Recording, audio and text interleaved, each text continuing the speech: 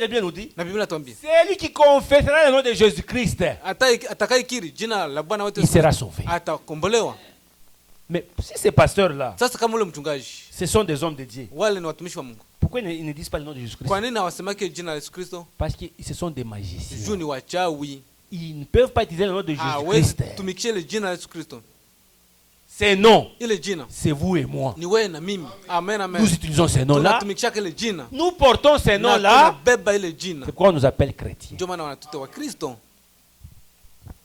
Voici bien ce qui accompagne ceux qui auront cru Alama hizi zitafuatana na wanaoamini. à mon nom. Kwa jina langu Ils chasseront les démons. watafukuza mapepo, Ils parleront de nouvelles langues. watasema kwa lugha mpya, Ils saisiront des serpents. watashika nyoka. S'ils boivent quelques breuvages mortels, Kama wakinywa kitu cha kuwafisha, il ne leur fera point de mal. hakitawazuru.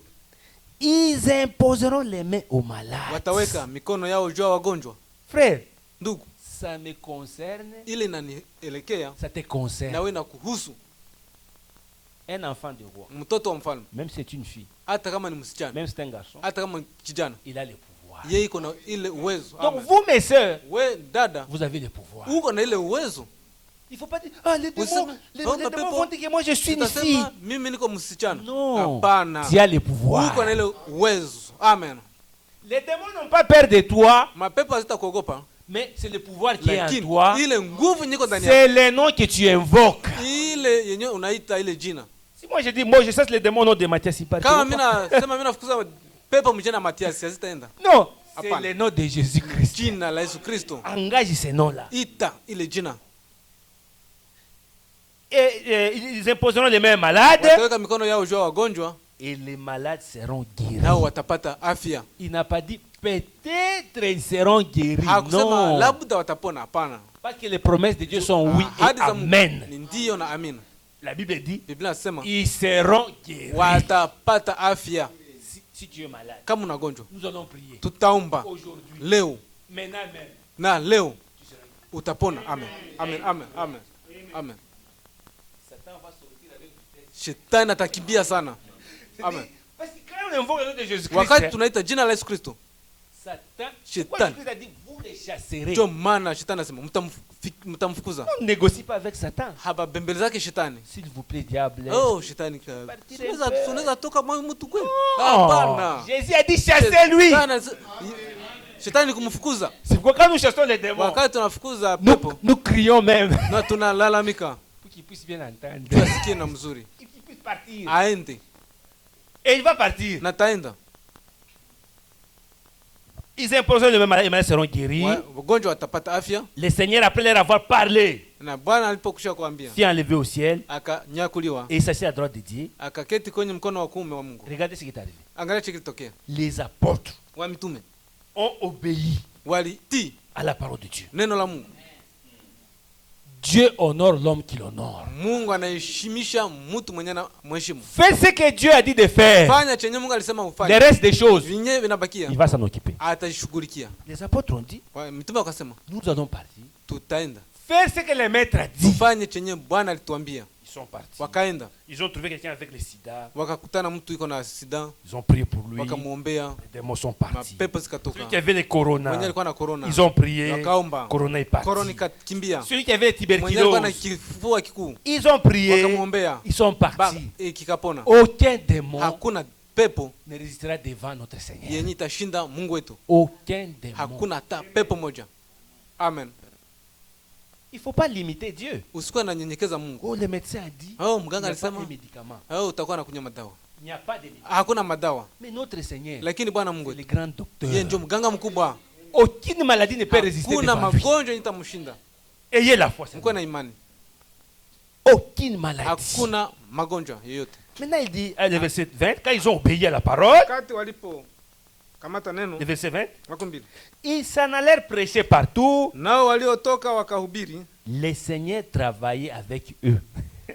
Bwana akatumika pamoja nao. Frère, Amen. ils travaillent avec le Seigneur Wakatumika pamoja na parce qu'ils Bwana étaient obéissants à sa parole. juu alitii neno lake. Il y a les gens qui travaillent avec les démons, Kuko watu wenyewe wanatumika na mapepo, mais ils ne travaillent pas avec le lakini Seigneur. watumike pamoja na Bwana. Mais nous, Lakini nous sisi travaillons avec le Seigneur. tunatumika pamoja na Bwana. Amen.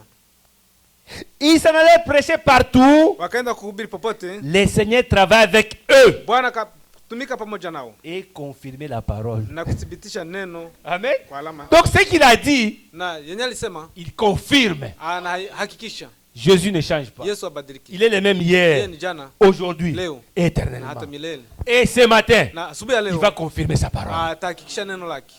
Amen. Tu sortiras ici. Utatoka hapa Tu vas dire, ah, utasema mais j'étais faible. nilikuwa mdhaifu sana. Mais là, ça va, hein? Sasa Non, ça va maintenant. eh, Ça va. Je me sasa sens bien. ninajisikia mzuri. Je me sens bien. Mimi najisikia mzuri. J'ai la joie. Ninakuwa na furaha. Regardez cet homme qui ne marchait pas. Angalia ule kiwete mwenye alikuwa hatembei. Quand Pierre et Jean l'ont Wakati tenu à la main, Petro na Yohana walimwekea mikono. ils ont dit, je n'ai ni argent ni or à te donner. Wakamwambia hatuna pesa na dhahabu. Au nom de Kupatia, Jésus. Lakini jina la Yesu Kristo Lève-toi. simama Marche. na utembee. La Bible nous dit qu'il a marché. Alitembea Il a été dans l'église. na akakuwa mkanisa Il a dansé. na akacheza Il a eu la na joie. akakuwa na ile furaha. Qu'est-ce que Jésus n'a pas fait? Na chenye Yesu hakufanya ni cha Il watu. a libéré des prostituées. Alikomboa ule kahaba. Des prostituées. Kahaba. Beaucoup. Wakahaba wengi. Ah. Il y avait l'homme là qu'on appelle le fou de Gadara, Kulikuwa mwenda wazimu wa Gadara qui avait beaucoup de démons. mwenye alikuwa na mapepo mingi. Jésus Yesu l'a libéré. akamkomboa. C'est Jésus-là. Ule Yesu Il ule continue à libérer. anaendelea kukomboa. Oh, moi j'ai les démons de famille. Mimi niko na mapepo za kijamaa. Jésus continue à libérer. Yesu anaendelea kukomboa. Il faut avoir la foi. Inaomba kuwe na imani. Aujourd'hui, c'est ton temps. Leo ni wakati Nous yako. allons nous tenir debout. Tutasimama. C'est ton temps de ta guérison. Ni wakati yako ya kupona. Hein? Et puis nous allons crier, Na tutaomba chasser les démons mapepo au nom de Jésus. jina la Mungu. Ils partiront. Jina la Yesu wataenda. Mais il faut fermer les yeux. Lakini inaomba kufunga macho. Quand on va chanter, Wakati tutaimba, on va d'abord chanter. tutaimba. Quand c'est le temps de prier, Wakati kama ni ya kuomba, fermez les yeux. mfunge macho yenu. Parce que les démons Juu mapepo peuvent quitter un frère zinaweza toka et mtu entrer en toi. zinakuingilia Peuvent ndani. quitter une soeur Ama zinatoka mdada et entrer en na toi. zinaingia ndani yako. Il faut avoir Inaomba kuwe la révérence, na le respect ufunuo ya kuheshimu à l'égard des affaires de Dieu. mambo ya Mungu. On ne fait pas de comédie, hein? Hatufanyaki michezo hapa. Je dis, c'est pas des histoires là, je dis, bon, je vais vous dire pour vous faire plaisir. Non. Asi mtawaambia hii mambo juu ya kuwafurahisha hapana. La Bible nous dit, Biblia inatuambia c'est poussé par le Saint-Esprit ni kwa kusukuma na Roho que les Mtakatifu. hommes ont parlé de la part de Dieu. Njoo watumishi walisema juu ya neno la Donc Mungu. c'est le Saint-Esprit Ni Roho qui fait que Mtakatifu nous puissions parler de ça. yenye inatusukuma tuseme juu C'est le ya hilo. Saint-Esprit qui nous dit de chasser les démons. Ni Roho Mtakatifu anatuambia tufukuze mapepo. Frère, tiens, mettez-moi, voici le jour que le Seigneur a fait. Tilie ile wimbo ya kusema angalia siku yenye Bwana alifanya. Ça, c'est votre jour. Ile ni siku yako leo. Voici les jours, voici les jours que le Seigneur a fait, que le Seigneur a fait. Sois pour nous, sois pour nous, ainsi j'ai besoin, ainsi j'ai besoin. Voici le jour que le Seigneur a fait, qu'il soit pour nous, ainsi j'ai besoin.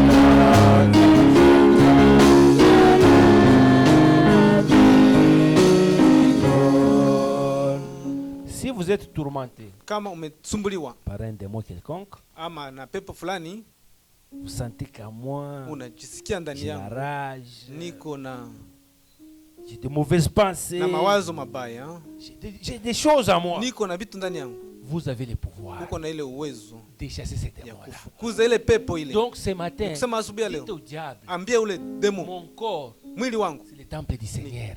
kanisa la Bwana, Ce n'est pas ta place. haiko fasi yako, Sors. toka Au nom de Jésus, jina la Yesu les démons Kristo vont na partir. pepo itakimbia. Donc on va prier Kusema ensemble. tutaomba si wote, Nous chassons les démons. na tunafukuza mapepo Criez fort. na ulalamike Ils vont partir. na taenda.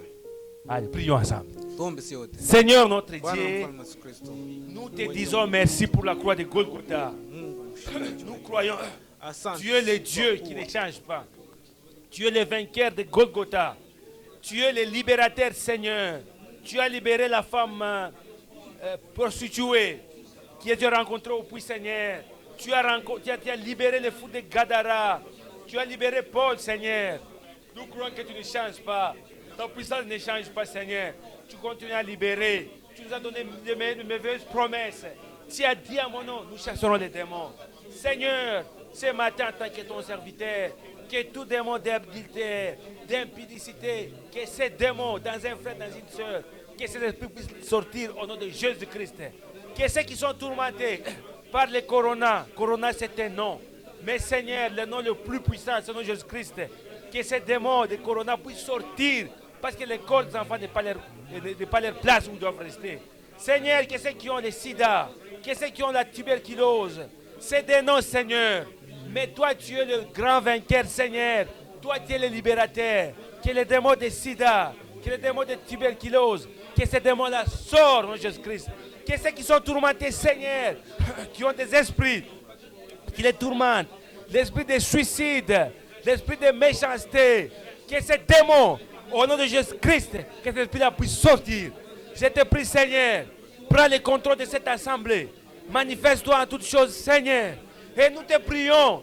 C'est toi, quand vous m'invoquerez, je vous écouterai. Seigneur, comme Salomon avait consacré les temples. Il a dit, quand on peut t'invoquer, puis tu les écouteras. Écoute-nous, Seigneur, ce soir. Écoute tes enfants qui ont diverses maladies, qui ont différents problèmes. Manifeste-toi en leur accordant la guérison au nom de Jésus-Christ. Nous allons avec foi. Amen. Il n'y a que toi, Seigneur, il n'y a que toi. Il n'y a que toi, Seigneur, il n'y a que toi. Oh, il n'y a que toi, il n'y a que toi, Seigneur, il n'y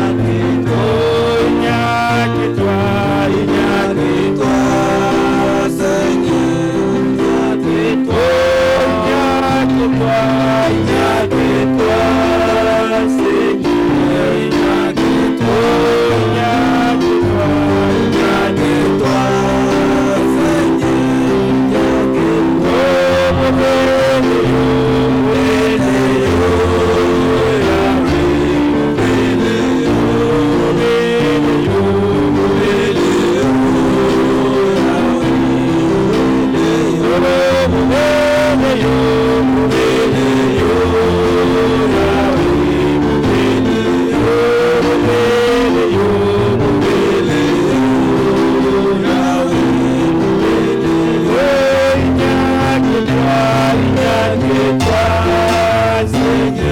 il n'y a que toi. Il n'y a que toi, il n'y a que toi, Seigneur, il n'y a que toi.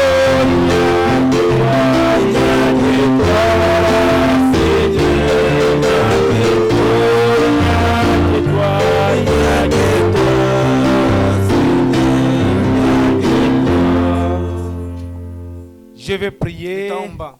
Seigneur Jésus-Christ, Bwana wetu Yesu Kristo, ce matin, asubuhi ya leo nous te disons merci tunasema asante pour le pouvoir que tu nous as kwa donné. uwezo ulitupatia.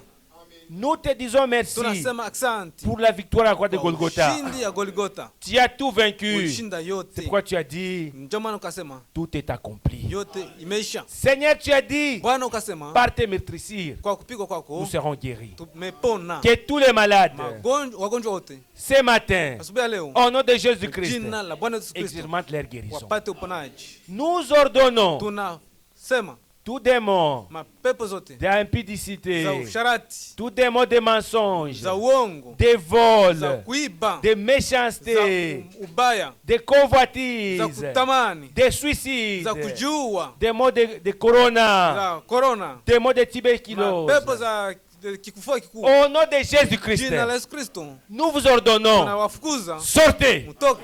Amen. et que les enfants de Dieu expérimentent leur guérison. Wapate uponaji. Manifeste-toi, Seigneur, Onekana Mungu en toutes choses. mambo yote. Au nom de Jésus-Christ, Jina la Bwana Yesu nous avons Kristo espéré avec foi. tunaomba na imani. Amen. Amen. Amen. Amen. Vous pouvez vous asseoir. Tutaikala.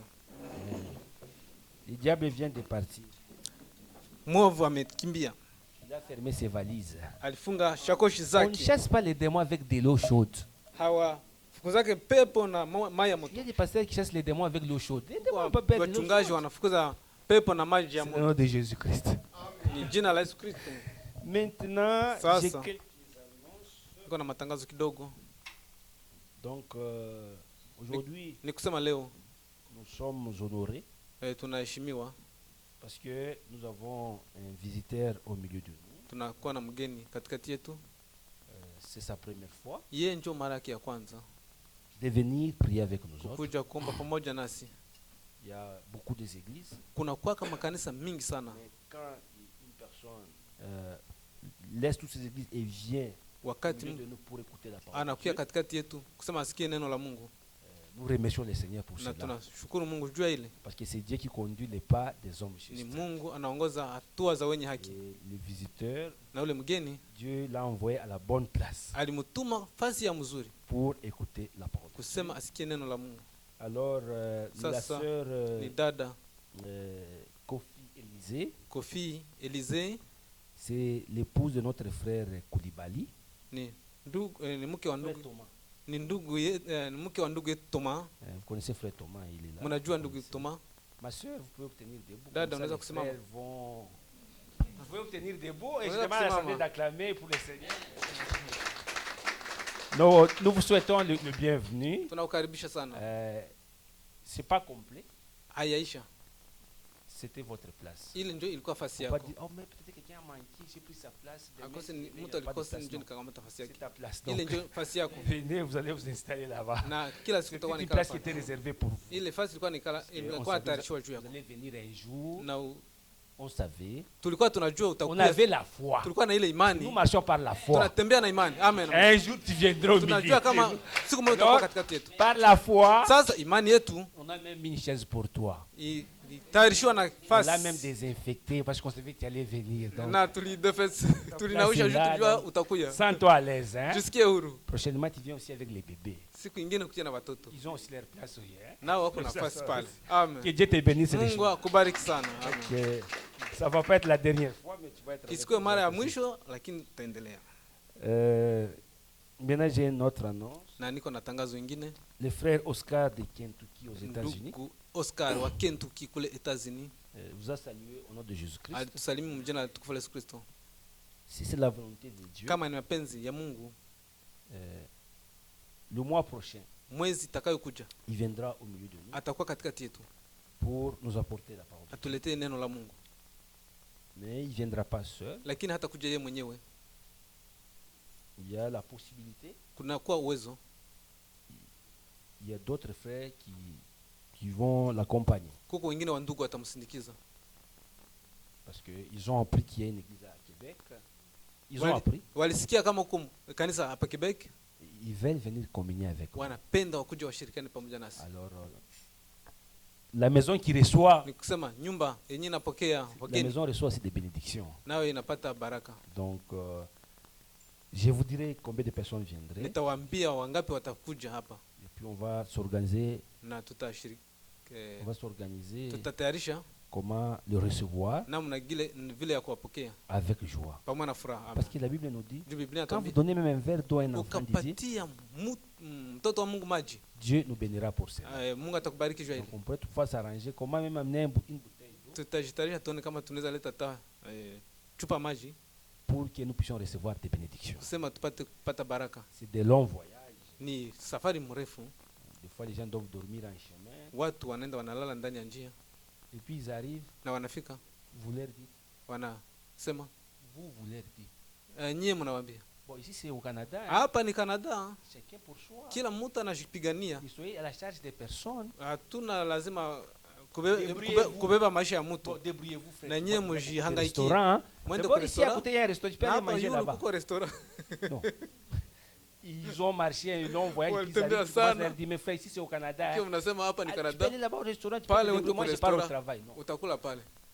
Donc, on ne va pas recevoir de bénédictions. Hatutapata baraka Donc, vile. pour recevoir les bénédictions, Pata baraka c'est de se sacrifier ni kujitoa et de recevoir les enfants de Dieu avec joie. kupokea watoto wa Mungu na furaha. Donc, je vais vous fixer dans, Nitawaambia. avant leur arrivée Mbele wao wafike, combien de personnes viendront. watu wangapi watafika, Et puis, on verra comment faire na tutaangalia namna ya kufanya pour entrer en pour une communion après la prédication. kukuwe ushirika nyuma ya mahubiri. Donc, c'était l'annonce que j'avais à vous Ile dire. nitangazo yenyewe nilikuwa nayo ya kwambia. Le 19 mai, Tarehe 19 ça mwezi va wa être frère Willy de l'Angleterre ule ndugu Willy wa kutoka Angleterre qui viendra aussi pour nous apporter la parole de Dieu. atatuletea habari njema. Donc, cette année, Hii mwaka on va être beaucoup bénis. tutakuwa na baraka mingi sana. Maintenant, il y a le frère Daniel qui Non, est kuna- en Ouganda, Kuwa ndugu Daniel akiwa Uganda, dans le camp des réfugiés. mkambi ya refugee, Il m'a dit aussi de vous saluer au nom de aliniambia ni Jésus-Christ. wasalimu mjina la Yesu Kristo. Maintenant, on va chanter pour la gloire de notre Na tutaimba juu ya utukufu wa Mungu wetu. et après, nous allons écouter la Nyuma prédication. tusikie neno la Mungu.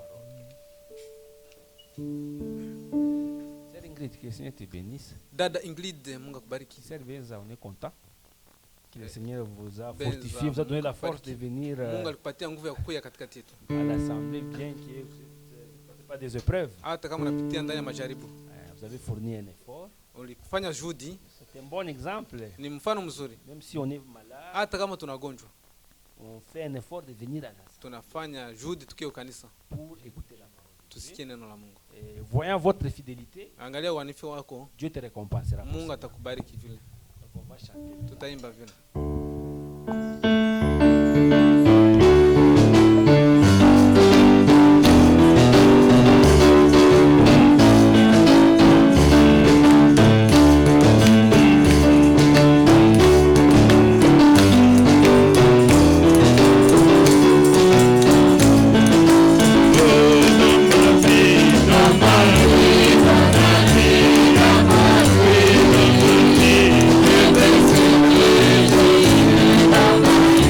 Dans ma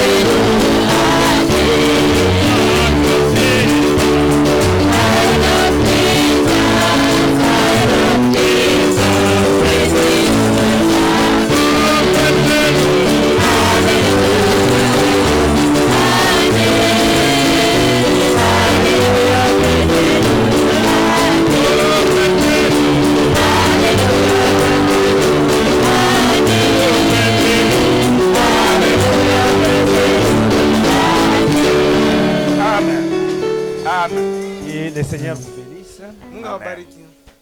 Nous allons maintenant écouter la parole de Dieu. Tutasikia sasa neno la Mungu. Nous avons chanté. Tumeimba.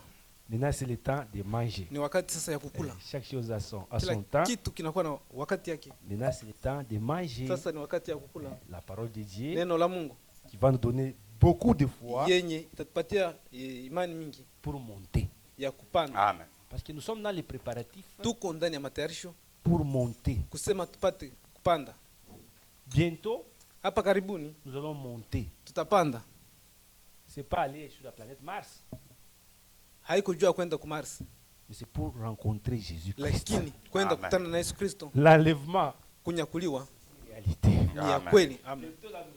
Hapa karibu On va tutapanda rencontrer Jésus-Christ. na tutakutana na Yesu Et de Kristo, l'autre côté, na kule ngambo il n'y a pas de corona, hakutakuwa corona il n'y a pas de na confinement. hakutakuwa confinement, Ça va être seulement la joie. itakuwa tu furaha.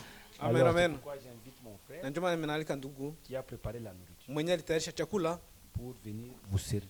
akuje Amen. Les hommes de atukabulie Dieu, ce sont des serviteurs juu wanawaita watumishi pour servir wa kuweza la nourriture. kugawa chakula. Que le Seigneur vous bénisse. Mungu awabariki Amen. sana. Merci mon frère. Asante ndugu yangu,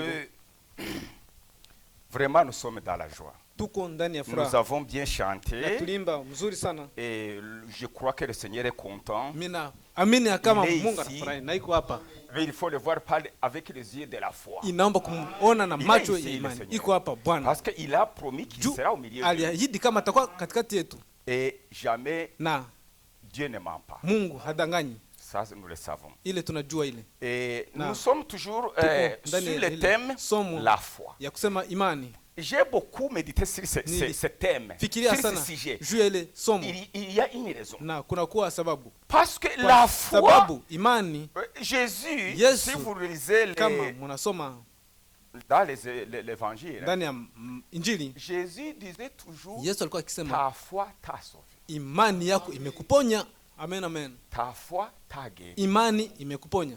Il n'a jamais dit, ta prophétie t'a guéri. Hakusema Pour ceux qui unabii se yako vantent de imekuponesha. Wenyewe wanajitapa jua Il unabii. n'a jamais dit, ton parler à langue t'a Hakusema sauvé. kwa Non. kusema yako kwa lugha vimekukomboa. Hapana. Il n'a jamais dit, ton éloquence quand tu prêches t'a sauvé. Non. Hakusema wakati unahubiri na Ta kifukutu foi imekuponya. t'a sauvé. Imani yako Et c'est imekuponya. quelle foi? Sasa ni imani gani? La foi qui vient de Dieu. Ile imani inayotoka kwa C'est Mungu. Dieu qui donne la foi. Mungu anagawa C'est imani. une révélation. Ni ufunuo. C'est très important, Ni- frères et sœurs. ya muhimu sana. Parce que Kwa c'est sababu ça le début même. ile ndio mwanzo. C'est ça le Ile fondement même. ndio msingi. Avant que tu ailles Na loin, mbele. il faut que tu aies la foi. Wende mbali inaomba kuwe En na quoi en imani. un seul Dieu, Kwa kutumikia Mungu, Jésus-Christ, Yesu Kristo le véritable. kwa kweli. Et comment tu peux connaître Dieu si tu ne te révèles pas? Na namna gani utakumbuka C'est impossible. jua Mungu na kujifunua kwako haiwezekani. Dieu se révèle. Naomba Mungu ajifunue, Et quand il se révèle, na wakati la anajifunua personne qui reçoit la révélation, mtu mwenye il y anapokea croit ufunuo, et Dieu lui anaamini, dit maintenant fais ça. Mungu anamwambia cha kufanya, Et il Na- fait ce que Dieu veut. anafanya chenye Mungu Aujourd'hui, nous anapenda. faisons la volonté Leo, de Dieu. tunafanya Dieu mapenzi nous ya Mungu. s'est révélé à nous Mungu et nous ajifunua a dit kwetu, de faire sa volonté. akasema Et tufanye être ici, c'est la volonté mapenzi de ya Dieu. Mungu. Na ukuu hapa ni mapenzi ya Amen. Mungu. Croire les promesses de Dieu, c'est la Kuamini volonté de mapenzi Dieu. ya Mungu. Ne soyons pas, parce que ici, je me suis dit, ne prenons pas le risque comme Saphira et son mari. Usikamate sawa. Vous savez, frères et Safira sœurs, na c'est écrit mume dans la Bible. wake, C'est inaandikwa ndani ya pour Biblia. Ni nous, kwetu. c'est pour nous donner des leçons. Ni kwa sababu kutupatia Saphira et mafundisho. Ananias, Safira na ils Anania n'étaient pas convaincus à 100%. balikuwa waamini 100%. Non. Hapana. Et ils n'étaient pas aussi concernés. Na habakuwa bana Moitié-moitié. husika. Balikuwa nusu nusu. Ils étaient convaincus à 50%. Balikuwa C'est wanakubali pourquoi makumi à tano la kwa mia. maison, Ndio kwa maana kunyumba le frère Ananias ndugu et la Anania sœur Saphira s'étaient mariés et sa femme, balikuwa mume na mke ils ont parlé dans leur maison. kazungumza ndani ya nyumba yao. Ils croyaient que Dieu ne, ils Walikuwa croyaient que le Dieu de Pierre ne va pas. Walikuwa wanaanza Mungu wa Vous voyez Petro hata comment ils avaient wasikia. des doutes. Angalia Et kisi walikuwa pourtant na ils étaient mashaka. dans l'église, frère. Ilikuwa mashaka Je ndani ya vous en kanisa. prie, frère, ceux qui ont des doutes, Wenye wako na priez mashaka. pour que le Seigneur puisse enlever ces Muombe doutes. Mungu atoe Parce ile que ici, mashaka. ce n'est pas du jeu. Kwa sababu Nous hapa attendons des... Oui, haiko il y aura des choses. Hier, j'ai parlé de ça. Goja kutakuwa mambo. Jana nilisema jua ile. L'église Kanisa aura une puissance. itakuwa Aujourd'hui, na nous avons la nguvu. puissance, mais Na Dieu va leo augmenter tutakuwa encore. na tuta Beaucoup plus. tutapata Et mingi des sana choses na extraordinaires vont se passer. vitu vya maajabu Dieu manifeste. vitapitika. Hier, je l'ai dit. Na jana nilisema Alors, ils Na. n'étaient pas convaincus hawakuwa wanakubali à 100%. mia kwa Ils mia. ont parlé, Ouais, ils ont quand- dit non. Écoutez, Ongea, nous avons gagné 20 000 wakasema dollars. Juste un tulipata exemple. 12,000. Ni sawa mfano hii. Amenons 10 000 dollars sans on les laisse. Tulete 10,000. Après tout, ils ne le 10,000 feront pas. tuiache. Voilà comment quelqu'un qui est, Angalia je gisi ne sais pas si insensé. Gisi, Donc mpumbavu, il na. sait que Dieu ne le voit pas. wao walijua kama Mungu haiko na Peut-être au wao. milieu de nous, mais je ne pense pas qu'il est au milieu de nous. Yann. Sijue kama katikati kuko mtu wa vile. Alors, ils ont pris 10 000, ils ont Wakakamata amené. 10,000 wakaileta. Mais le Saint-Esprit regarde. Sasa Roho Mtakatifu Dieu alikuwa anaona. regardait. Mungu alikuwa Ce n'est pas anaangalia. Pierre qui regarde, c'est Haiko Dieu qui Petro alikuwa regarde. anaangalia. Ni Mungu. Amen. Et vous savez ce qu'il leur a dit. Mnajua chenye alisema. Pourquoi vous mentez? Kwa nini Pourquoi mnadanganya? vous trompez Dieu? Kwa nini mnadanganya Mungu? Cet argent vous appartenait, non? Hii pesa ni yako. Personne ne te force de donner la dîme, mes frères. Mtu hakukazi kupana moya C'est Dieu 10. qui te Ni convainc Mungu de anakukubalisha. donner la dîme. Kupana Ce n'est moya pas 10. moi, ce n'est pas Haiko n'importe qui. mimi, haiko pastor. Dieu te dit non, donner Lakini la Mungu dîme. anakuambia Et toi, pana moya 10. Na wewe si tu as la kama foi, uko na ile imani. tu as reçu la révélation, Na ulipata ile tu dis, ufunuo, cette dîme, je unasema, le donne à Dieu. hii moya 10 naipatia Mungu. Et Dieu va te Na bénir si tu Mungu crois comme anakubariki ça. sana. Si tu ne dis pas cette dîme, je le donne à frère Kama unasema Chaguzi ndugu ou à Chaguzi frère ama Samuel. ndugu Non, Samuel. tu dis cette dîme, je le donne à Dieu. Hii moya 10 Parce que c'est sa parole. Juu ni neno lake. Mais Lakini, il doutait. Il walishaki. n'était pas sûr. Hapa kukuwa na hakika. Voilà le problème. Angalia shida pale. Ils n'avaient pas reçu la foi. Hapakupokea imani. C'est la foi intellectuelle qu'ils avaient. Ni Parce que c'est imani la foi ya intellectuelle kichwa yenyewe qui walipokea. raisonne. Yenye banafikiria. C'est ça. Mais la foi qui vient de Dieu, Lakini imani la foi ya kutoka biblique, Mungu, la imani ya Biblia, sainte foi, la imani foi takatifu, originale, la foi imani ya authentique, kweli. il y a beaucoup. Kuna kwa C'est imani. Dieu qui donne. Ni Mungu anapana. Et si tu reçois quelque chose de Dieu, Na kama unapokea kitu tu kwa ne peux Mungu, pas douter de Dieu. hawezi kushakia kwa Mungu. Non, Hapana. parce que c'est une Kwa révélation. sababu ni ufunuo. Et là, Na pale ils ont eu ce qu'ils ont eu. wakapata chenye walipata. Le Seigneur les a frappés. Bwana akawapiga. Judas, Yuda il était dans l'assemblée du Seigneur. alikuwa mkutano ya Il Mungu. n'était pas convaincu Yeye à alikuwa 100%. haamini mia kwa Je mia. pense que Judas, lui, il Mina pensait waza. que il est né, c'est le fils de Joseph. Yeye Yuda Il kwa est sababu né à anawaza yeye Nazareth, ni je mtoto le wa connais. Yosefu. On a presque même le même âge. Akosa tuko na miaka moja. C'était un prophète qui essaie juste de séduire les Ni gens. ule Il fait tu des nabii miracles. mwenyewe anashawishi Il watu. il n'avait pas la révélation que c'était le fils de Dieu. Hakukuwa na ile ufunuo ya kusema kama ni mwana wa Mungu. Dieu Hapana. dans la chair. Son créateur, frère. Imagine. Muumbaji wake ndani ya Mungu. Pourtant, il prenait Alikuwa anakamata celui qui prenait la ya bourse sadaka. dans lequel on mettait Kule kwenye walikuwa naweka sadaka. celui qui était Yuda qui alikuwa devait acheter de la anakamata. nourriture. Yeye alikuwa anaenda uza chakula.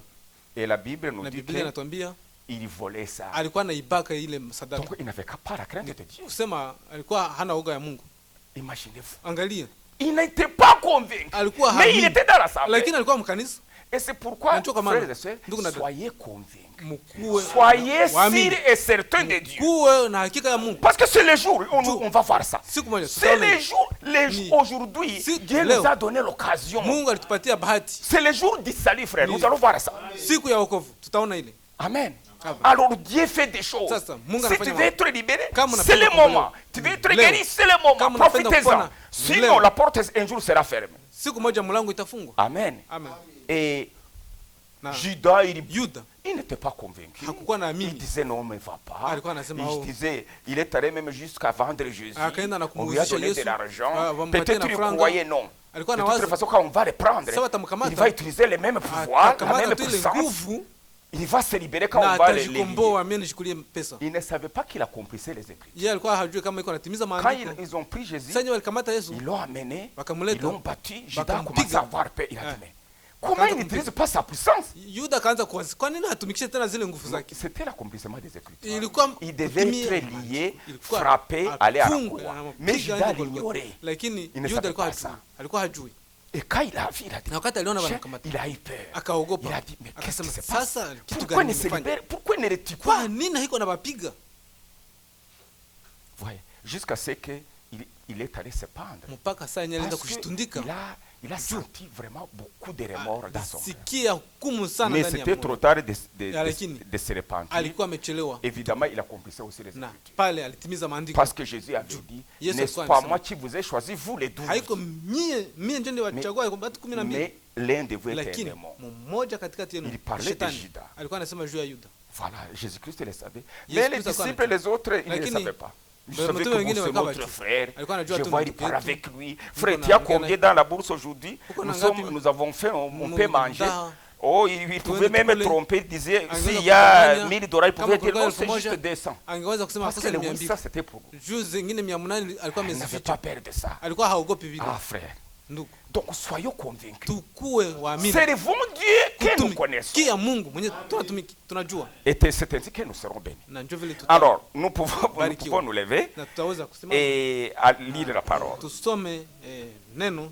La foi, c'est le fondement. Imani. Alors, dans ni 1 msingi. Corinthiens, Tuende ndani ya Wakorinto wa kwanza.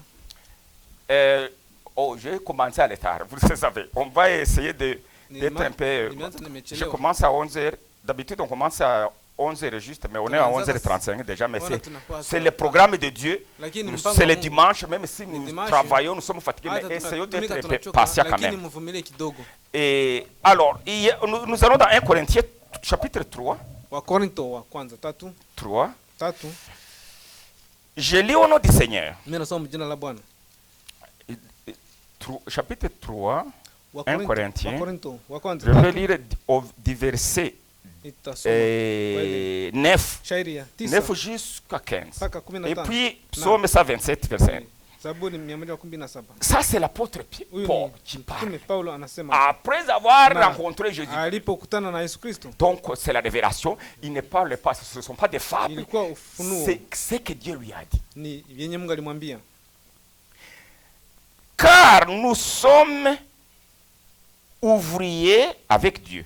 Ça, Man- c'est l'apôtre Paul qui parle. Man- Vous êtes les champs de Dieu. Il Man- parle de l'église. Vous, les Corinthiens, l'assemblée de Corinthe. Vous êtes les champs de l'église. Vous, l'assemblée de Québec. Vous Nyinyi, êt les champs de Asamblia ya l'église. Kibeki, mko shamba ya Bwana. Et l'édifice de Dieu. Ninyi ni jengo la Mungu. Selon la grâce de Dieu qui m'a été donnée, ça c'est l'apôtre Paul, ce n'est pas moi, l'apôtre Paul qui parle. J'ai posé les fondements comme un sage architecte. Kwa kadiri ya neema ya Mungu. Et un autre bâti dessus. Mais que chacun prenne garde à la manière dont il bâtit dessus. Car personne ne peut poser un autre fondement que celui qui a été posé, savoir Jésus-Christ. La Bible est claire. Il continue, il dit, oh, si quelqu'un, il y en a qui apportent de l'or, nous allons voir ça. Si quelqu'un bâtit sur ce fondement avec de l'or, de l'argent, des pierres précieuses, du bois, du foin. Les foins, ce sont des herbes qu'on donne aux vaches. Les foins, du chaume, c'est toujours du chaume. L'œuvre de chacun sera manifestée. Car les jours, nous allons voir les jours, frère. Nous allons voir. C'est un jour prophétique. On va voir ça. La fera connaître parce que elle se révélera dans le feu. Et le feu éprouvera ce qui est l'œuvre de chacun. Si l'œuvre bâtie par quelqu'un sur le fondement subsiste, il recevra une récompense. Mais si l'œuvre de quelqu'un est consumée, c'est-à-dire le fait de détruire, il perdra sa récompense. Pour lui, il perdra sa récompense. Pour lui, il sera sauvé, mais comme au travers du feu. On va dans Psaume 127. Zaburi 117. Oh, tu n'as parlé en Swahili. J'allais très vite, frère. Excusez-moi. Alors, on va dans Psaume 127. Je vais essayer d'aller un peu plus. Parfois, j'ai. Psaume 127.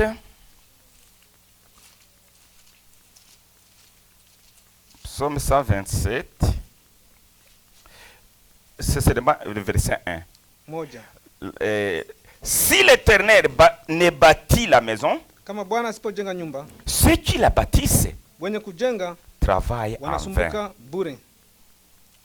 Si l'Éternel ne garde la ville, Kama Bwana asipolinda mji, celui qui la garde zamu veille en vain. anakesha bure. Prions. Tuombe. Éternel, Bwana, notre Dieu, Mungu wetu, Nous voici devant toi. tuko mbele yako, Nous venons de lire ta parole, Seigneur. tunasoma neno lako, Nous ne savons pas comment l'interpréter. hatujui tutaitafsiri namna Mais gani, c'est toi qui interprètes lakini ta wewe parole. unatafsiri neno lako, Et nous invoquons ton nom na tunaita ile afin jina que tu lako, puisses nous assister. sema upate Tu kutuzungumza, puisses nous secourir. upate kutusaidia. Seigneur, nous avons des Bwana, besoins tunakuwa na mahitaji diversifiés.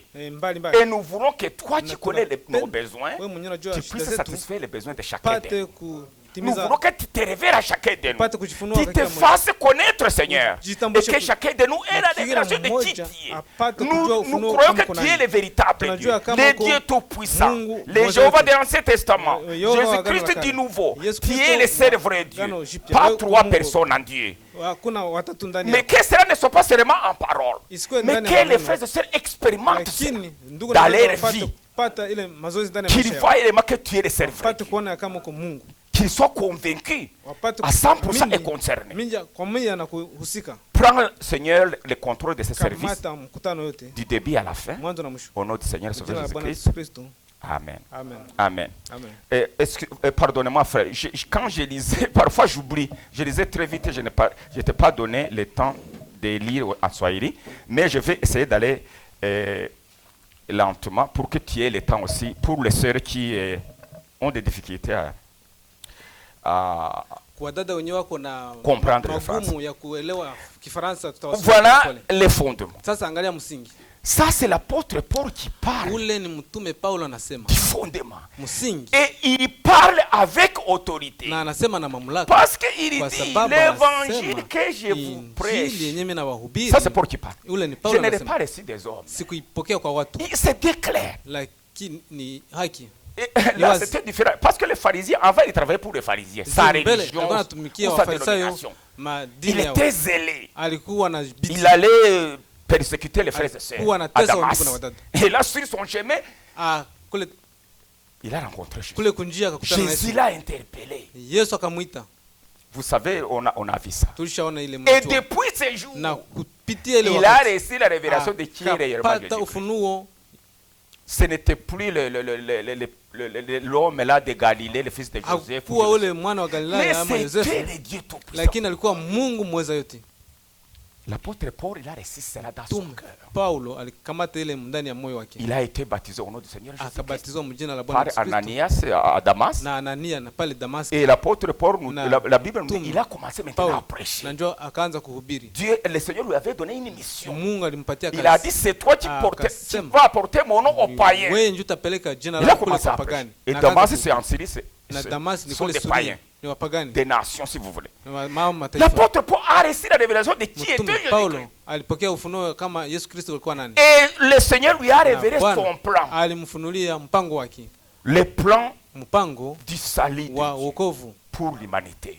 kwa mtu. C'est Dieu qui détient son plan. Njoo ilikuwa Mais lui, l'apôtre Paul dit, lui, il est architecte. mtuma Paulo Normalement, un architecte, bon, pour ceux qui ont étudié, je ne sais pas, et les ingénieurs qui ont étudié la construction, les bâtiments. Donc, il y a ceux qui font des plans, il y a aussi celui qui supervise la na kuko construction. wenyewe wanaenda kuchunguza ile. Maintenant, l'apôtre Paul, Dieu lui a donné son plan. Mungu alipatia Paulo mpango yake, Maintenant, il devait construire dessus, pashwa bâtir kujenga dessus. juu ya ile mjengo, Amen. juu ya ile, Et il a reçu cela par révélation. na alipokea ile kwa kupitia ufunuo. Maintenant, il met en garde. Sasa hapa anasema, Il dit, anasema aucun autre fondement, hakuna msingi ingine à part Jésus-Christ. isipokuwa Yesu Il n'y a Kristo, pas un autre fondement. hakuna msingi ingine.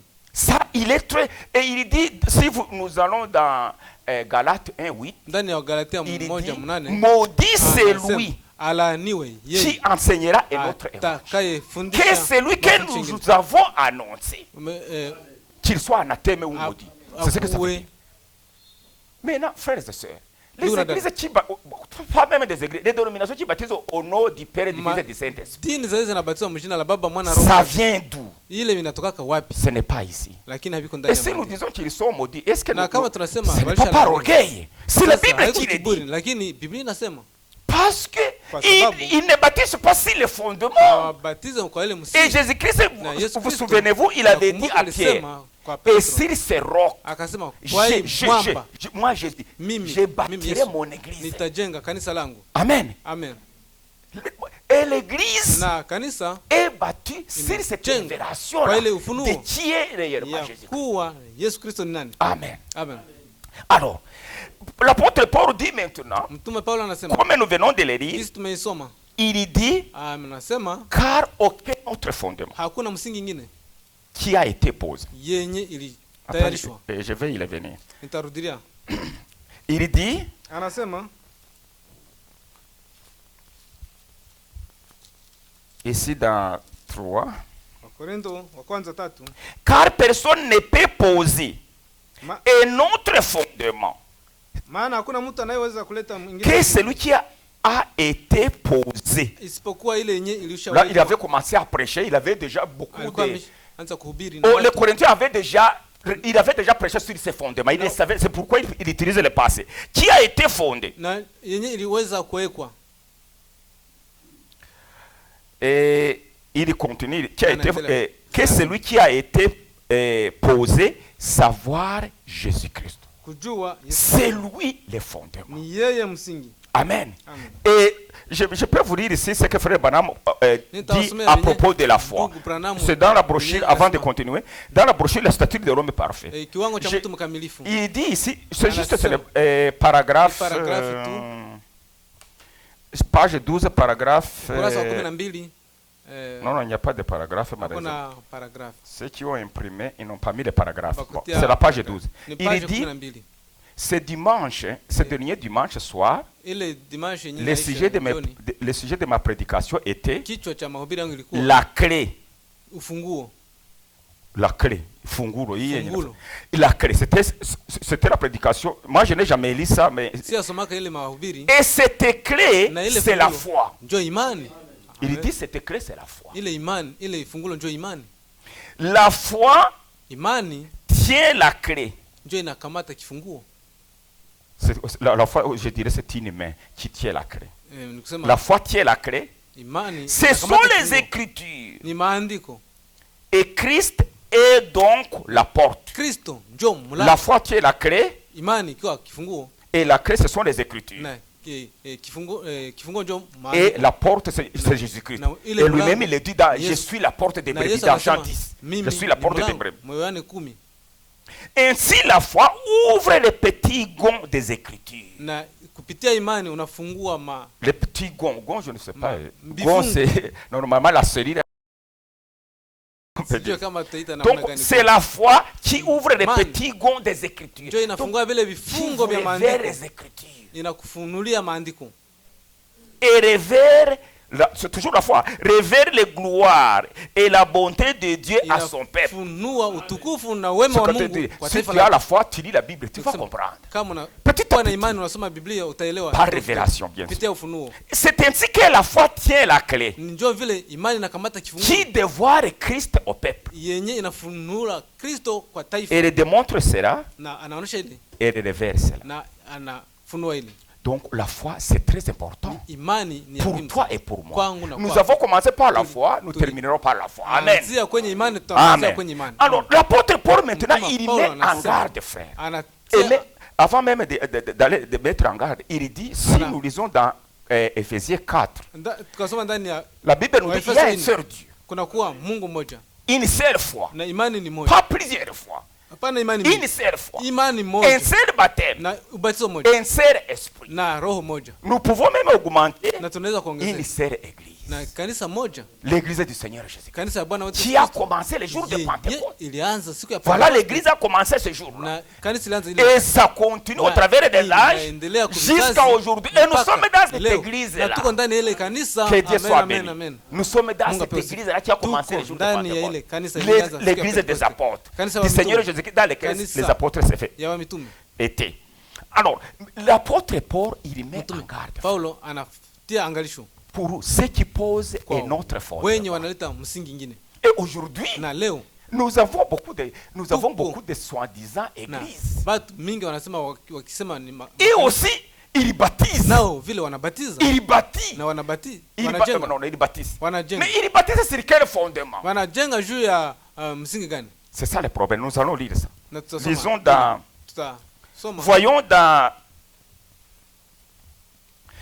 Allons dans Matthieu 16. ndani ya Mathayo 16 Ce que Jésus avait dit à Pierre. yenye 18. Yesu Kristo aliambia Petro. Matthieu 18. Mathayo 18. Il y a quelque chose qu'on va voir. Kwa kitu Matthieu tutaona pale 18. Mathayo 18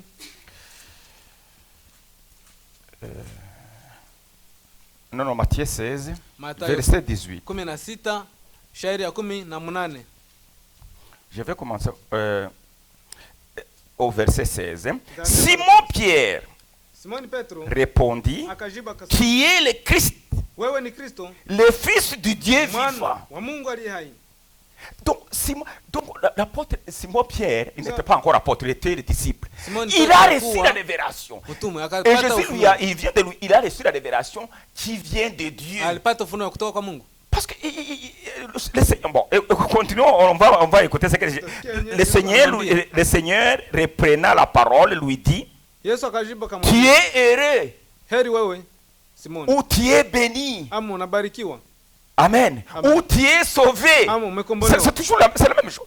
Simon Ça va. Pierre, c'est Simone. pas parce qu'il avait dit ça. Il Simoni nous dit, Petro, tu es heureux Simon, fils de Jonas, Simoni, car ce ne sont pas kwa kuwa la chair mwili na et damu le sang qui t'ont révélé cela. hazikufunuliwa neno hili Recevoir la révélation de qui je suis moi. kujua Dieu dans kama la mimi ni chair. nani. Donc Mungu ndani ya mwili. nous avons vu que Tuliona tous les kama prophètes avaient prophétisé que le Manabii Messie yote viendra. walitabiri ya kama Dieu Masihi viendra atakuja. dans la chair. Mungu atakuja ndani ya mwili. Mais Lakini l'accomplissement de cette promesse était là. kutimilika ile maandiko ilikuwa pale. Dieu était là dans la chair. Mungu alikuwa ndani ya Mais mwili. les gens ne savaient pas. Lakini watu walikuwa Mais wajui. pour recevoir cela, Pata ile faites entrer les enfants, ça me dérange. Donc ça prend la révélation. inakamata ufunuo.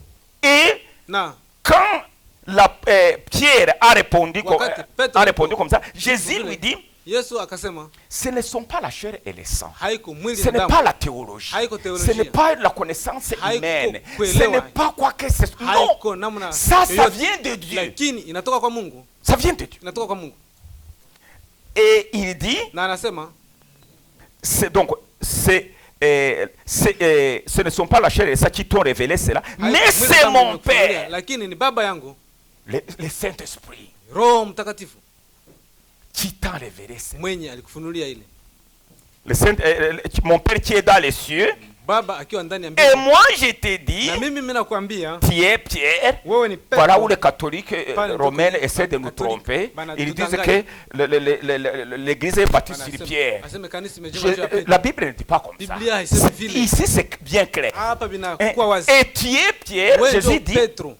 tu es Pierre. Wewe ndio Petro. Mais il continue. Anaendelea na kusema Et que sur ces rocs, Non. un roc et Quoi, une pierre quoi. c'est différent frère. mwamba na jiwe C'est très différent. Il dit sur ces rocs, kwa mwamba huu ou sur cette révélation de qui ama je suis, kwa hii ufunuo ya je kuwa mimi nani. bâtirai. Nitajenga Nous voyons le mot bâtir. Je Nitajenga. bâtirai mon Nita- église. nitajenga kanisa langu. Une seule église. Une seule Kanisa église. moja. Ce n'est pas des. Aujourd'hui, il y a Haikuwa. beaucoup. D'ailleurs, nous ne les appelons pas des églises. Hasi Frère atubariki. Branham avait l'habitude de parler des églises. Le Seigneur lui a corrigé. Dieu lui-même. Il lui a dit, ne dites plus que ce sont des églises. Ce Mungu sont des alikosoa loges. ndugu Branham, Frère akasema- Branham, tu as déjà dit ça, frère. Je pense que c'est le frère qui lisent des brochures. Wenyewe Il wanasoma lui a vitabu dit, ya non, ce ne Branham. sont pas des églises. Mungu Il alimwambia, parlait des haiko églises ma- dénominationnelles. haiko kanisa. Ile ni madhehebu. Il a dit, ne les appelle pas des églises. Usiwaite kanisa. Parce que les églises, Juu kanisa- églises, ce sont les appelés hors. Kanisa ni Quand Dieu t'appelle, wenyewe waliitwa il m'appelle, kwa Mungu. il nous réunit autour de Anakuita. sa parole, nous Sasa devenons une église. Sasa tunafanya kanisa. Mais les autres, ce ne Lakini sont pas. Non. wengine, Parce que ce n'est pas Dieu qui les a appelés. Haiko Mungu aliwaita. Peut-être ça veut dire ça. Il lui a dit, appelle-les des loges Akawaambia muwaite ou des clubs si vous voulez. ama Mais pas madhehebu des ama églises. vikundi. Le mot Hapana église, kanisa. c'est seulement l'église du Seigneur Jésus. Kanisa ni kanisa ya Yesu Kristo. Et là, si on Ah. le dit, bon, on Kama est peut-être tunasema. insolent, on est orgueilleux. Non, Wanasema on n'est tuko pas na orgueilleux, kiburi. c'est la Hatuna Bible kiburi. qui le dit. Lakini Biblia Il y a inasema une seule église, kuna kwa kanisa moja, l'église du Seigneur Jésus. kanisa ya Bwana wetu Yesu Kristo Un seul esprit, na roho moja le Saint-Esprit. na roho Un moja. seul baptême, Na ubatizo le moja. baptême au nom du Seigneur Jésus-Christ. Ubatizo mjina la Une Bwana seule Yesu. foi, Imani la moja. foi biblique, Imani ya un Biblia. seul Dieu. Mungu Ainsi de moja suite. na vingine. C'est ce que la Bible dit. Njoo yenye Biblia Nous, inasema. nous prêchons la Bible. Tunahubiri C'est Biblia. pourquoi nous sommes Na ndio kwa libres. maana tuko huru. Ce que la Bible condamne, nous le condamnons. Kenye Tu Biblia peux fâcher ou je ne haikemea, sais pas, c'est sisi ton tunakemea. affaire. Kama unasirika Mais kwa si, moi je vais te dire ce que la Lakini, Bible dit. kakwambia Pour vile comme Biblia ça, inasema Dieu nous a libérés, nous devons dire ce que la Bible dit. Alitukomboa, Pas dans tunapaswa kusema parfois, ile Biblia inasema. on dit, bon, si je dis ça, ça va Ndani ya blesser. madhehebu wanasema Non, kama ninasema hiki nous devons itavunja. dire toute la parole. Tunapaswa kusema neno lote. Amen. Il dit maintenant, Anasema sasa si kwa et il lui dit, anamwambia, je bâtirai nita- mon église. jenga. Moi, le Seigneur, je mimi bâtis Bwana nitajenga mon église. kanisa langu. Nous continuons un peu. Tunaendelea. Et il dit, Anasema tena et que les Na portes, milango. s'il vous plaît, les portes aux Ni prières, milango kwa wingi. frères et sœurs, Ndugu na dada. toutes ces loges que vous Ile voyez, madhehebu c'est mnaangalia soi-disant église. Bakisema ni kanisa. La Bible dit, Inasema, le Seigneur dit, les Bwana- portes du séjour des morts. Milango ya Hadezi. Jésus-Christ est la porte. Yesu ni mlango. Vous allez lire ça dans Jean Wakisoma ile 10, ndani je ya pense, Yohana verset 10, 7. pale Je saba. suis la porte des Anasema, brebis. mimi ni mlango. Pour entrer dans la maison de Dieu, Kuingia mu- parce que la mu- porte c'est juste l'entrée de la maison, il faut Mlango passer inaingiza par watu moi. Inaomba kupita C'est kwangu. ce que Jésus-Christ dit. Dieu veut Il dire faut ça. passer par Il moi. nomme Les mpite brebis kwangu. passent par moi. Munipite Si kwangu. vous ne passez pas par Kama moi, mpite kwangu. celui qui passe dans des fenêtres, c'est Ukapita un voleur et un mdirisha, brigand. ule ni mwizi. Celui-là, c'est Satan qui l'utilise. Ule ni shetani. Au lieu de passer par la porte, il peut Pale, passer dans des fenêtres. Kupita ku mlango, Par kupita d'autres madirisha. moyens. Peut-être il a vu une sœur, oh, si je peux marier cette sœur, Anaangalia si je dada, peux kama avoir... mnaweza- Il y en a qui Oh, ont d'autres ama- motifs qui les Huko amènent watu dans wanaingia mkanisa, l'église. wanaingia tu na mtife yao. Ceux-là sont des voleurs Wale ni wizi. et des brigands. Na Mais wajambazi. les enfants de Dieu Lakini passent watoto par wa la Mungu porte. wanapitia ku mlango. Ils Amen. reçoivent la foi, la Voilà. révélation de Ok, Dieu imani. Jésus-Christ, et ils entrent dans l'assemblée des saints. Ufunuo wa Yesu Kristo na Amen. wanaingia ndani ya Ils sont enfants de Dieu kusanyiko comme wa nous l'avons vu. wanakuwa wana wa Mungu. Maintenant, Jésus dit, Sasa Yesu anasema c'est Jésus qui parle, ce Yesu n'est pas moi. anasema, Il haiko dit, mimi. et Anasema, que les portes na du séjour des morts, milango la ya porte baptiste, kuzimu, haiko la mimi. porte Ile pentecôtiste, Wabaptiste, la porte ile mlango des mormons, ya Mormon. la porte des presbytériens, Ile, la ma- porte des Baptiste, témoins de Jéhovah, na watémoins wote. toutes ces choses dans le christianisme, Batu hein, wote wako ndani ya toutes Ukristo. ces petites communautés Ile ou ma- confessions vikundi, religieuses vikundi ou vya kusema ni dénominations ou makanisa, organisations, madini, la porte catholique, Ile milango Katoliki. ce sont les portes aux prières. Ile ni milango kwa Ce wingi. sont les portes Ndio milango du séjour des morts. ya kuzimu. C'est la Bible qui Ndio dit. Biblia inasema ile. Ou les portes de Satan, si vous Ama voulez. milango basi ya shetani. Parce que Satan, Juu shetani il a toujours voulu être adoré. alipenda tu Il a aheshimiwe. voulu toujours, il a désiré Aka- toujours prendre la Penda place de Dieu. kukamata kiti cha Mungu Même au ciel. hata mbinguni. C'est là qu'il a voulu être comme Dieu. Kule ndio alipenda kuwa sawa Mungu. Et Dieu, Na Mungu il a, akamshinda, Dieu l'a chassé. akamfukuza. Mais aujourd'hui, il va toujours, parce que Mpaka lui, leo anaenda kule. il lance toujours des défis. Amen. Mais il a voulu être comme Dieu. Alipenda kuwa sawa Mungu. Il avait de la gloire. Alikuwa na utukufu. Mais il a Lakini, voulu être comme Dieu. alipenda Et kuwa sawa cela Mungu. n'a pas été possible. Lakini Aujourd'hui, alikosekana. Sasa leo il n'a pas, Hana. rejeté son objectif. hakuacha mpango yake. Il a poursuivi ici Aliendelea sur la terre. hapa kudunia. Et si vous lisez Kama mnasoma la prédication de Frère Branham Mahubiri ya de cet âge mauvais, Mungu wa kizazi cet âge kibaya, mauvais, il montre que anaonyesha kama par kwa révélation ufunuo que les gens adorent Satan dans watu les loges abudu que vous appelez shetani églises, vous kule kumazebu. ils adorent Satan, c'est Na- Dieu là. Frère Branham montre que Satan, il s'habille en un costume, un beau costume. Branham, Il a un beau français. Anasema Satan n'est pas Fransa quelque mzuri, chose qui a des anavaa cornes mzuri. ou comme Shetani hana dans les mapembe. catholiques on essaie de Jinsi dessiner. wanamchapa. Non, Hapana, Satan, il entre dans les hommes aujourd'hui. shetani anaingia mu wanadamu. Les baptiseurs, Bajengaji ces gens, les conducteurs, les leaders des églises. Maz- Bon, wale des viongozi wa loges, madini. il est là-dedans. anakuwa ndani Et là, na pale les gens chantent, watu wanaimba ils na adorent, wanaabudu, mais ils adorent Satan sans le lakini savoir. wanaabudu shetani bila kumjua. Quand quelqu'un vous prêche, Wakati mtu il anawahubiri dit anasema au nom du, le baptême c'est au nom du Père, du Fils et du Saint-Esprit. ubatizo mjina la Il Baba, vous Mwana, prêche, Roho Mtakatifu. priez la Vierge Marie, Anawahubiri, répétez, je ne sais pas, muombe des choses. Maria, muombe. Mais ces choses ne sont pas dans la Bible. Ile mambo haiko ndani ya Biblia. Alors qui est-il maintenant? Il n'y Sasa a yeye que ni le nani? diable qui peut dire ça. Ni nani anaweza sema Des hivyo? mensonges, Kusema uongo pas la parole. juu ya neno. Alors les gens, Watu ils suivent cela aveuglément. fuata vile Non, le na pasteur upofu. a parlé. Le Au pasteur a mchungaji parlé. alisema. Et si tu lui dis non, Kama vérifie. namwambia, Non, non, non, non. chunguza. Nous croyons ce que le pasteur Sisi nous dit. tunaamini yenyewe mchungaji alisema. Voilà. Un aveugle, Kipofu s'il conduit d'autres kama aveugles, anaongoza kipofu tous les mwingine, deux, ils wote wawili tomberont dans un feu. wataanguka ndani ya shimo. Les portes du séjour des morts. Milango ya kuzimu Donc, ils bâtissent na wanajenga. Mais ce n'est pas Dieu qui a commencé ces Lakini choses. haiko Mungu alianzisha. Tous ces leaders, toutes Ile- ces l'église wale baptiste, ile il makanisa a un Baptiste. temps qu'il a commencé. Kuko wakati yenyewe zilianzisha. L'année, si vous mwaka. lisez l'histoire de l'église, vous Kama savez, unasoma les Mormons, ils ont Mormons, une date qu'ils ont Bako na commencé. siku yenyewe walianza. Ils ont leurs leaders. Wako na viongozi wao. Les pentecôtistes, Na Wapentekoste. ils ont Bako les na- temps qu'ils ont commencé. na Pas les wakati pentecôtistes, walianza. parce que la Pentecôte c'est une expérience. Pentecoste ni mazoezi. L'effusion du Saint-Esprit dans l'église. Eh, C'est ça le Pentecôte kushuka qui ya est Roho écrit dans la Mtakatifu Bible. ndani ya kanisa. Mais les pentecôtistes d'aujourd'hui, Lakini Wapentekoste ils essaient wa de leo nous tromper. Mais wanajaribu nous sommes les kutudanganya. enfants de la lumière, nous allons voir. Si tuko Nous ne watoto pouvons wa pas mwanga, accepter les mensonges. tutaangalia. Nous les disons, si Tutakubali vous êtes uongo. des pentecôtistes, réellement vous Kama avez uko été Pentekoste, baptisés du Saint-Esprit. mshabatizwa na Roho Mtakatifu. Pourquoi Kwa nini? vous niez le baptême au nom du Seigneur Jésus-Christ? Munakatala ubatizo mjina la Bwana wetu Yesu C'est Kristo. dans la Bible, Na c'est iko bien ndani ya clair. Biblia na iko wazi. Pourquoi Kwa nini vous croyez qu'il y a trois personnes en Mimi Dieu? kama kuna kwa watatu ndani ya Il Mungu. n'y a qu'un seul Dieu, c'est Kuna kwa Jésus-Christ. Mungu mmoja. Comment le Saint-Esprit est rempli du Saint-Esprit? Namna Il Roho peut Mtakatifu- nier la Roho parole. Mtakatifu Et le kana Saint-Esprit, neno. il est l'auteur Na- de la parole. Roho Mtakatifu ni mwenye neno. C'est lui qui a écrit ce livre. Mwenye aliandika hii kitabu. Toute écriture est inspirée de Yote. Dieu. Andiko yote imepulizwa na Mungu. Utile. Na ni ya Donc maana. les hommes qui ont écrit ça, Wanadamu ils wenyewe étaient wali- inspirés, conduits Andika par le hapa, Saint-Esprit. waliongozwa na Roho Maintenant, toi tu Mtakatifu. dis non, Sasa je wewe parle unasema- la langue, Mimi nasema kwa mais lugha, tu nies lakini unakana. ce qui est écrit. Non, c'est qu'il y a Yenyewe quelque nani? chose de faux. Ni kusema kuwa kitu cha bongo. Parce que Dieu est la Juu, parole. Mungu ni neno.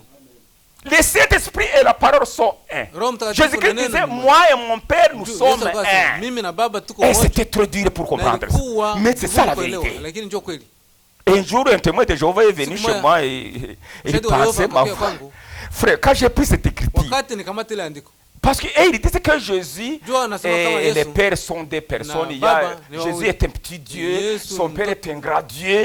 ni Mungu Beaucoup de kidogo choses. na babake ni Mungu mkubwa. Mais j'ai pris cette écriture dans Jean, je pense 6, où Jésus dit, moi et mon Akasema, Père, mimi na baba nous yangu. sommes un. Tuko Je lui ai moja. posé la question, est-ce que Nikamuuliza, tu peux diviser Est-ce que un? unaweza gawa moja? Et là, c'était terrible. Na pale ilikuwa vigumu. Il ne m'a pas répondu, mais je l'ai vu comment Hakunijibu. il a... Lakini nilimwona. Il mourait, il a voulu fuir, mais il n'a pas su comment fuir. Voilà. Alikosa njia. Il y a des écritures Kuko ici. maandiko, hapa. Si tu les appliques au Kama bon moment, au bon endroit, ça peut unazitumikisha détruire fasi. toute une religion. Inabomola dini. Moi, je vous... C'est seulement cette écriture. Frère, ça, il n'a rien dit et il n'est pas revenu. Ndugu akurudia analienda. Parce que c'est sa femme qui venait toujours nous visiter. Ni mke wake alikuwa Ma femme, anakuja qui était encore vivante, il avait Na l'habitude de mke me wangu parler. alikuwa angali naishi. Mais Na- ce jour-là, j'étais à la maison. Sasa ile siku nilikuwa Sa femme, on a parlé, ce sont des Congolais, ça n'a pas tenu, il ne pouvait pas tenir aux écritures que je lui donnais. Hakubali maandiko yenyewe nampatia. La prochaine fois, il a amené son mari. Akarudia na mume wake. Peut-être il pensait que son mari va... Akawaza kosa. Mais quand j'ai pris mume cette wake. écriture, Sasa nikamata je ile lui ai andiko. montré que Nikamwonyesha Jésus et son Père sont un. Yesu na baba yake ni mmoja. Ah, frère.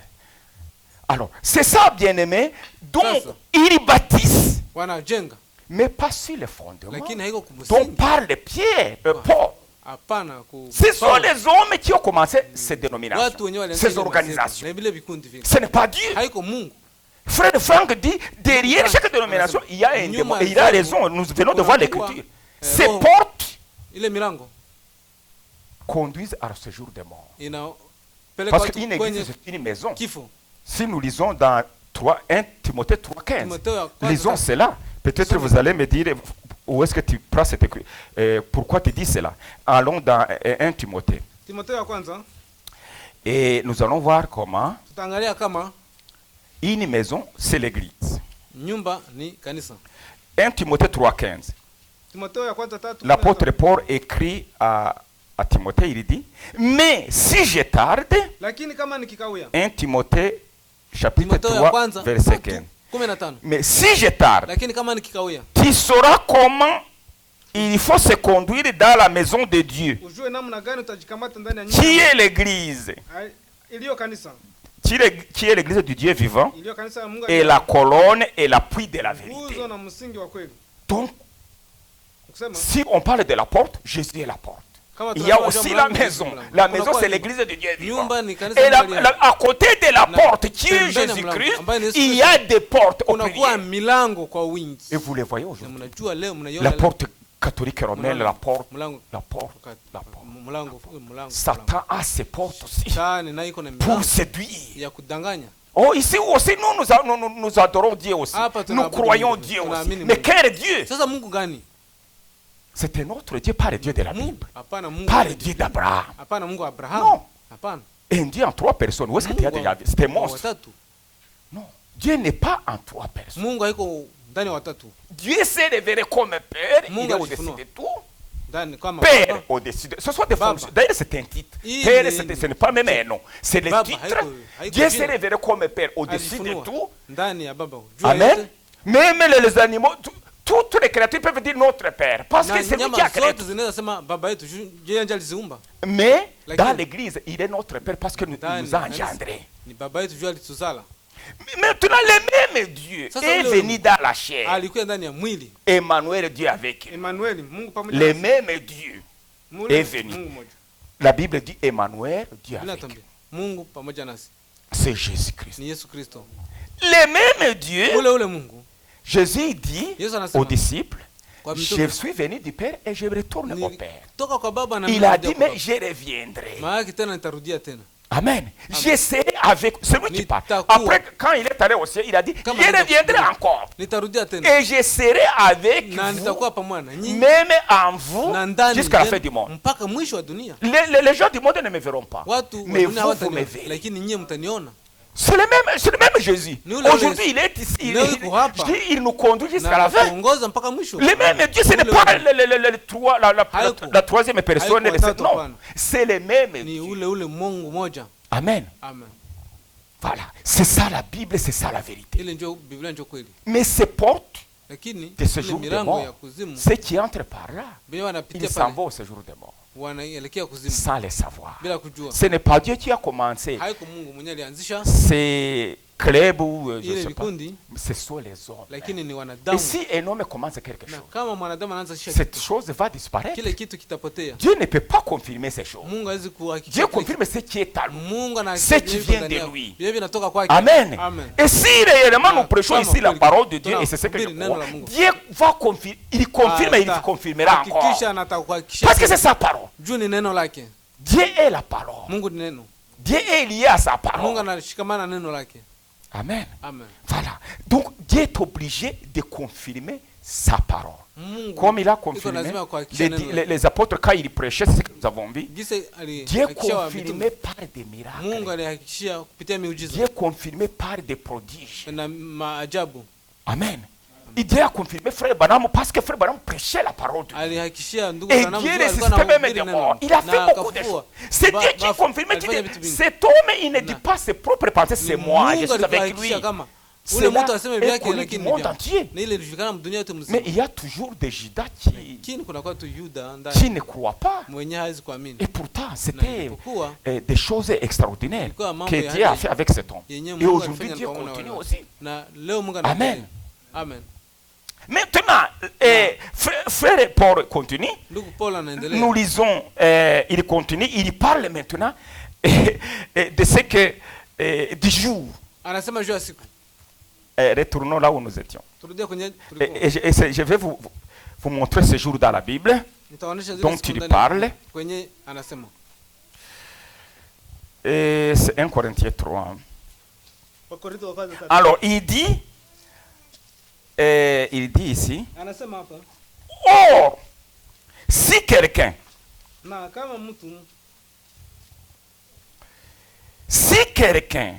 kama mtu bâtit sur ses fondements, l'or, na fedha de l'argent, na dhahabu des pierres précieuses, au mawe ya bei kubwa du bois, au miti du foin, au nyasi du au chaume, majani, l'œuvre de chacun sera na manifestée. kila mmoja itapimwa. Amen. L'œuvre de chacun sera manifestée. Kila kazi ya kila mmoja itaonekana. Et la Bible dit dans Psaume, Na vile si inasema l'Éternel ndani ne bâtit pas la maison, Zaburi, kama Bwana et je suis asipojenga l'Éternel. nyumba, D'ailleurs, ici, c'est ça la réponse. Ça, c'est une prophétie. Si Ile l'Éternel ne unabii, bâtit pas la maison, na et kama Bwana Jésus asipojenga lui nyumba, a dit, na je Yesu bâtirai moi. nita- Donc, je suis mimi- l'Éternel. mimi Je nitajenga. bâtirai. C'est l'accomplissement de cette Ni prophétie. utimilifu Et wa il a unabii. commencé à bâtir son église le jour de la Na Pentecôte. alianza kujenga Jusqu'à kanisa aujourd'hui, il bâtit. siku ya Pentecoste mpaka saa Je hii. bâtirai mon Nitajenga église. kanisa Si langu. l'Éternel ne bâtit pas, Kama Mungu ceux hakusema, qui bâtissent en vain. kama hakuchunga, Frère, si ce n'est hakujenga, pas Dieu qui wenye commence wanajenga une wanacheka œuvre, bure. c'est inutile. Les hommes peuvent faire, même s'ils ont des millions, nous allons voir ça. Hata kama kuna Et ils se vantent de milioni ça, nous allons voir ça. Mais Tutaangalia ici, hiyo. frère, Si quelqu'un bâtit sur ses fondements de l'or, de l'argent, des pierres précieuses, du bois, du foin, du chaume, l'œuvre de chacun sera manifestée.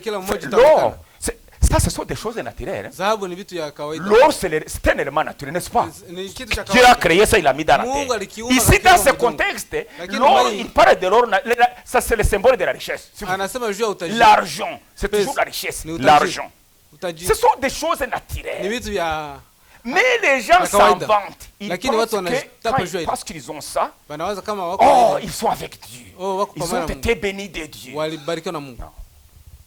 Ce n'est pas comme ça. Oui, Dieu peut te bénir comme il a béni Abraham. Mais il faut d'abord recevoir le salut. Amen. C'est ça, il dit cherchez d'abord le royaume de Dieu. Mais quand vous mettez les richesses en avant les salut, ça devient quoi? Ce sont des éléments naturels. Ce sont des choses naturelles. Les foins, les bois, ce sont des choses que Dieu a créées. Alors si tu bâtis ces choses sur les fondements, l'œuvre de chacun sera manifestée. Et qu'est-ce qui va les manifester? Nous allons voir. Il dit, quand le jour la fera connaître, la fera, donc l'œuvre, une œuvre, la fera connaître, parce que elle se révélera dans le feu. La parole de Dieu, c'est du feu. La parole de Dieu est révélée dans notre temps. C'est la manne qui vient directement du trône de Dieu. C'est du feu, frère. La parole, expérimentez aussi cela. La parole de Dieu, c'est du feu. C'est pourquoi quand nous chassons les démons, ils sentent du feu. C'est du feu, la parole de Dieu. Et se révélera dans les faits. Et les faits éprouvera ce que l'œuvre de chacun. Amen. Et aujourd'hui, frère, ce message que nous avons reçu, la parole de Dieu est révélée dans notre temps, ça nous a ouvert les yeux. Amen. Les œuvres sont nues. Ça se révélera dans les faits. La parole de Dieu nous a montré ça. Nous ne connaissions pas Antichrist. Quand on était dans les religions, on disait Antichrist c'est quoi? On ne savait pas ça. La semence du serpent c'est quoi? On ne savait pas ces choses. Jésus-Christ est le véritable. On ne savait, on croyait qu'il y a 3 personnes. Même dans l'église baptiste, on croyait cela. Mais quand nous sommes venus à Dieu, nous avons reçu ce message, nous avons pris ce message. Oh frère, c'est la lumière. Les dénominations, ils sont très loin. Les jours. Alors, les jours le fera connaître. Nous allons voir ces jours avant de terminer. Nous allons voir, c'est quel jour? Allons maintenant pour voir les jours la fera connaître. Les jours des Corinthiens. Allons dans 2 Corinthiens. Voyons ce jour-là. Donc, c'est un jour prophétique, ce n'est pas un jour comme lundi, non. Ou dimanche. Oublie ça. C'est un langage spirituel, frère. Alors, c'est 2 Corinthiens 6.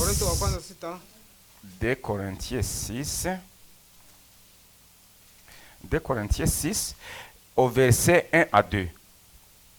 2 Corinthiens chapitre 6, verset 1 à 2. Et écoutez ce jour-là, ce jour dont parle l'apôtre Paul là-bas.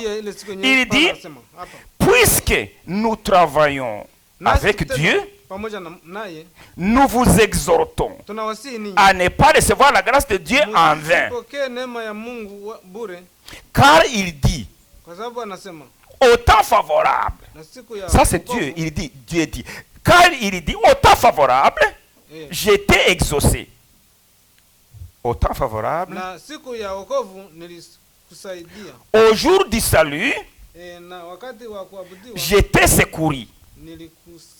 Voici maintenant le temps favorable. Voici maintenant le jour du salut. Amen. Aujourd'hui, frères et sœurs, nous sommes dans les jours du salut. Les jours prophétiques. Les jours créés par Dieu, nous avons chanté cela. Voici les jours que Dieu a créés. Ce n'est pas lundi, mardi, non. Les jours prophétiques. Et vous et moi, frères et sœurs, quand Dieu a créé, ça c'est dans la Genèse. Quand il a créé le soleil, il a dit, le soleil, akasema je le jua commande ou Nina- je le redonne mimi nakuamuru à éclairer le jour. ukuwe naangazia mchana. Le soleil est naturel. Ile Aujourd'hui, jua il est ya- clair. Nous sommes. Bon, il y a de l'électricité, mais aujourd'hui, Kunakuwa umeme, les gens lakini- se meuvent dans la lumière du soleil. Watu wanafurahia ndani ya Et là, mwangaza. dans la Genèse, il Ya- dit la ligne des étoiles, na pale mwanzo et anasema ils vont éclairer la nuit. jua na mwezi na nyota Ça, c'est zitaangazia dans le usiku. naturel. Ile ni Mais maumbile. dans le Lakini spirituel, ndani ya kiroho il y a aussi, la Bible dit, Jésus-Christ Inasema. est Inasema. il est le soleil de la justice. Yesu Kristo Lisons là. jua la haki. Lisons cette écriture. Tusome ile andiko. Là, maintenant, nous arrivons dans les choses, ce qui nous concerne, nous. Pale tunafika mwenyewe Allons dans Malachie ndani ya Malaki et nous allons voir les jours dont il parle, tutaangalia siku yenyewe anatuambia. les jours du salut. Malachie 4, Malaki 4, Malachie 4, Malaki 4. verset. Attends un peu. Verset 2. Malaki On peut 4:2. même lire seulement le verset 2. Tasoma ile tu mbili. Là, il dit, Pale anasema Malachie 4, verset 2. Malaki 4:2. Mais pour vous, Lakini kwa ça nini? c'est une prophétie Ile ni unabii. qui s'accomplit avec nous, frères. Cette prophétie inatumika s'accomplit kwetu. aujourd'hui. Inatumika Ça s'est leo. accompli aussi depuis que l'église du Seigneur, le Seigneur Ilitum- Jésus-Christ ili- a bâti son Timilika église. wakati yenye Yesu Kristo Tout anajenga au long kanisa des lake. âges de l'église. Wakati wote ya vizazi vya C'est une kanisa. prophétie concernant l'église. Mais il dit, Nabii mais pour neno- vous Lakini qui craignez mon nom, mnaogopa jina langu, le soleil de la justice. la haki Non, non, s'élèvera, attention, s'élèvera litapanda le soleil de la justice. jua la haki. Et la guérison Na- sera sous ses ailes. Amen. Amen. On peut même s'arrêter là. Tunaweza kusimamia pale. Donc, pour vous qui Ni- croyez à mon, vous qui Wenyewe avez mnaamini reçu le message maneno du la- temps de la fin, Nyewe wenyewe mlipokea ujumbe wa wakati wa mwisho. le soleil de la justice Jua la haki s'élèvera itajifunua pour vous. kwenu. Le soleil s'élève comme il s'élève à l'est. Gisi Il nalala se kule couche à mashariki. l'ouest. Il s'élèvera et vous éclairera. Ça, nous Na sommes dans itaamka na les choses itaangazia. spirituelles. Hein. Tuko Comme wakati ya le soleil kiroho. éclaire les Gisi jours jua inaangaza pendant mchana. dans les choses naturelles, Wakati et ya ainsi spirituellement, maumbile, Jésus-Christ na hapa est kiroho. la lumière. Il dit, Yesu je suis Kristo la lumière du monde. Anasema yeye ndio mwangaza wa ulimwengu. Dans son église, il est la lumière. Kanisa yake yeye ni Il mwangaza. nous éclaire. Anatuangazia. Amen. Amen. Parce que nous ne savons pas le chemin. Tulikuwa hatujui njia. Mais ces messages nous éclairent. La parole de Dieu nous éclaire. Ujumbe na neno la Mungu La parole de linatuangazia. Dieu pour notre temps. Neno la Mungu kwa wakati yetu. Et si nous allons, avant de terminer, si nous allons dans 1 Thessaloniciens, là nous allons voir aussi quelque chose. Kwanza tutaona kitu fulani. Et dans 1 Thessaloniciens, Watesalonika wa kwanza nous allons voir à propos du jour, les jours prophétiques dont parle Pierre, Paul. Il dit, 1 Thessaloniciens 5, Watesalonika wa kwanza 5 je pense, attends. 1 Thessaloniciens,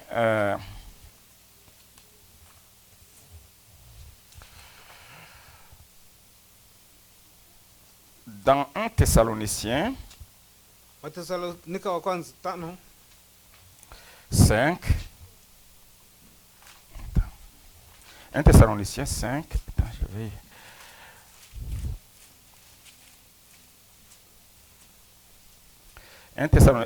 Un Thessaloniciens, c'est ça, 5. Et là, nous pouvons commencer par le verset 4. Tuanzia kusharia ine. L'apôtre Paul dit, c'est toujours Paul, Paul anasema, mais vous, frères et sœurs, lakini ndugu na dada, vous n'êtes pas dans les ténèbres si katika giza, pour que ces jours hata siku ile vous s'y reprennent iwapate. comme un voleur. Il Ninyi parle du kama jour du Seigneur, mwizi. pas les jours dont nous Anasema siku ya parlons, Bwana. les jours du Seigneur quand Siku ya la Bwana. colère de Dieu va se déverser Siku- sur la terre. Kasirani ya Mungu Que ce jour itamwaka vous s'y juu ya reprenne. dunia. Vous n'êtes pas les enfants des ténèbres. Hamuko tena watoto wa giza. Mais il continue, il dit, Anasema vous êtes tous les enfants de la lumière. sababu Amen. ninyi wote ni wana Oh, wa le nuru. soleil est lui, frère. Jésus-Christ est le soleil de la justice. Yesu Kristo Il est akiwa la jua la lumière. haki, yeye ni mwanga. Il dit, je suis la Anasema lumière. mimi ni Et il mwangaza nous dit, marchez dans la lumière pendant que la lumière est tutembee encore avec vous. ndani ya mwangaza. Amen. Amen. Il est la lumière. Il Yeye nous ndio mwangaza. éclaire. Il Anatuangazia. éclaire l'église. Anaangazia kanisa. Mais vous, frères et sœurs, vous Nini, n'êtes ndugu pas na dans les ténèbres, Hamko tena ndani ya c'est-à-dire giza. dans les interprétations des Ndani ya hommes, mahubiri, dans les tafsiri, églises des hommes, ma- dans kanisa ya watu. les fausses ndani ya ma croyances, tout ce que vous voulez. C'est ça, ce sont des Imani. ténèbres, spirituellement parlant. Alors il dit, anasema vous n'êtes pas dans les ténèbres hamko tena ndani ya pour giza. que ces choses vous surprennent comme un voleur. Sema ile mambo Vous kama- êtes kama- tous les enfants de la lumière Ninyi wote et wana- des enfants du na- jour, voilà. wana wa nuru. Le soleil est lui pendant les jours. Eh, Nous sommes, jua inaangazia nous sommes mchana. dans les jours prophétiques. Tuko ndani ya siku za Pour unabii. nous, c'est Kwetu, clair. ni Nous wazi. marchons, nous voyons où nous Tunatembea. allons. Mais les autres, ils tâtonnent. C'est Sisi pourquoi tunaenda. d'ailleurs, ils sont dans la Lakini wengine wana confusion. sita. Ils se battent tout Na le ndio temps. maana wanapigana pigana. L'ennemi essaie de les assembler dans l'écuménisme. Mjaribu Mais kuwa ils ont des doctrines tia ndani ya différentes. fasi moja. Imaginez-vous lakini des wako na gens mafundisho. qui disent que nous allons au ciel, mais ils ne s'entendent pas ici sur la terre. Mais au ciel, vous allez vous battre. Watu Non. wenye wanasema Les uns wataenda disent mbinguni, non, les lakini sabbats. wasikilizane Les hapa autres disent kudunia. les 10 commandements. Les autres disent si tu ne Wengine parles pas la langue, tu wanasema n'es kama pas useme kwa lugha, sauvé. Les autres, wengine ils amri ont 10, des wengine doctrines nini. différentes. Bako na mafundisho Mais tofauti. l'ennemi a réussi à les Lakini- séduire. Il les a mis ensemble. C'est ce que Adui- nous allons voir. Aliweka fasi moja, Une tutaviangalia. fausse unité. Umoja ya uongo. Une unité qui ne vient pas de Dieu. Umoja C'est yenye une toka fausse kwa- unité. Umoja ya Et il bongo. dit, Anasema, mais vous frères, nyinyi non, non, il dit, vous êtes les enfants de la mko lumière. watoto wa nuru. Parce que le soleil de la justice nous Jua la éclaire. haki limewaangazia. Et des enfants du jour. Na mwana wa mwanga. Nous ne sommes point de la nuit, Hatuko tena wa ni usiku des ténèbres. ama wa giza. Dieu nous a sortis de là. Amen. Mungu Dieu alitosha nous a sortis, il nous a révélé que Ah, le akatufunulia. baptême c'est au nom du Seigneur Jésus. akatuonyesha kama ubatizo Quand ni j'ai jina vu la cela, Yesu Kristo. frère, j'ai dit, nous étions morts. Wakati nasoma Dans nos pale, péchés. mimi nasema tulikuwa Nous étions morts. Nous ndani ya étions dhambi. sans Dieu. Na tulikuwa hatuna Mungu. Vagabondants dans Na dans les dénominations. Tukihangaika ndani ya madini. Mais aujourd'hui, nous Lakini sommes dans la joie. Tuko ndani ya Nous furaha. avons un Dieu puissant. Tuko na Mungu muweza yote.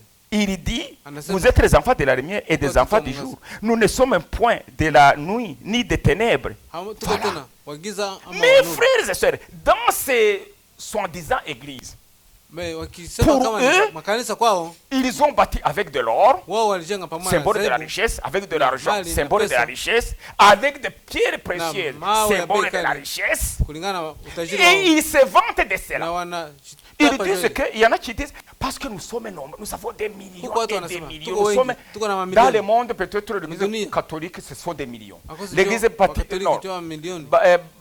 pentecôtiste, c'est des millions. Wapentekoste Ils ont ni de wengi. l'argent, Wako na ils ont pesa. des beaux bâtiments, Wako na majengo mazuri. pas nous qui louons. Hapana, sio Vous le wewe savez tunapangisha hapa, mnajua. Ils ont construit des, Bao bashaka des jenga écoles, makanisa des na masomo, universités de na théologie. mauniversité na Ils ont de mateolojia. l'argent. Na wako na pesa. Ils font des œuvres de charité. Na wanafanya Ils construisent des écoles. Kazi ya upendo na Ils wanajenga collaborent avec, masomo. ils fraternisent avec les grands, les puissants de ce monde. Wanazungumza na Et watu wakubwa pour wa eux, dunia, lakini ils kwao croient que c'est ça la wana- bénédiction, jua- que c'est ça le salut. wanawaza kama ile ndio wokovu. Voilà ce qu'ils ont construit sur les Angalia, fondements, ndio ile walijenga les pale. richesses. Et nous allons voir ce que Na, Dieu. tutaangalia D'ailleurs, kile- ils le disent eux-mêmes. Na anakisema mara moja. Jésus-Christ, Yesu tu vois, Kristo, Dieu voit les cœurs. Mungu anaangalia moyo.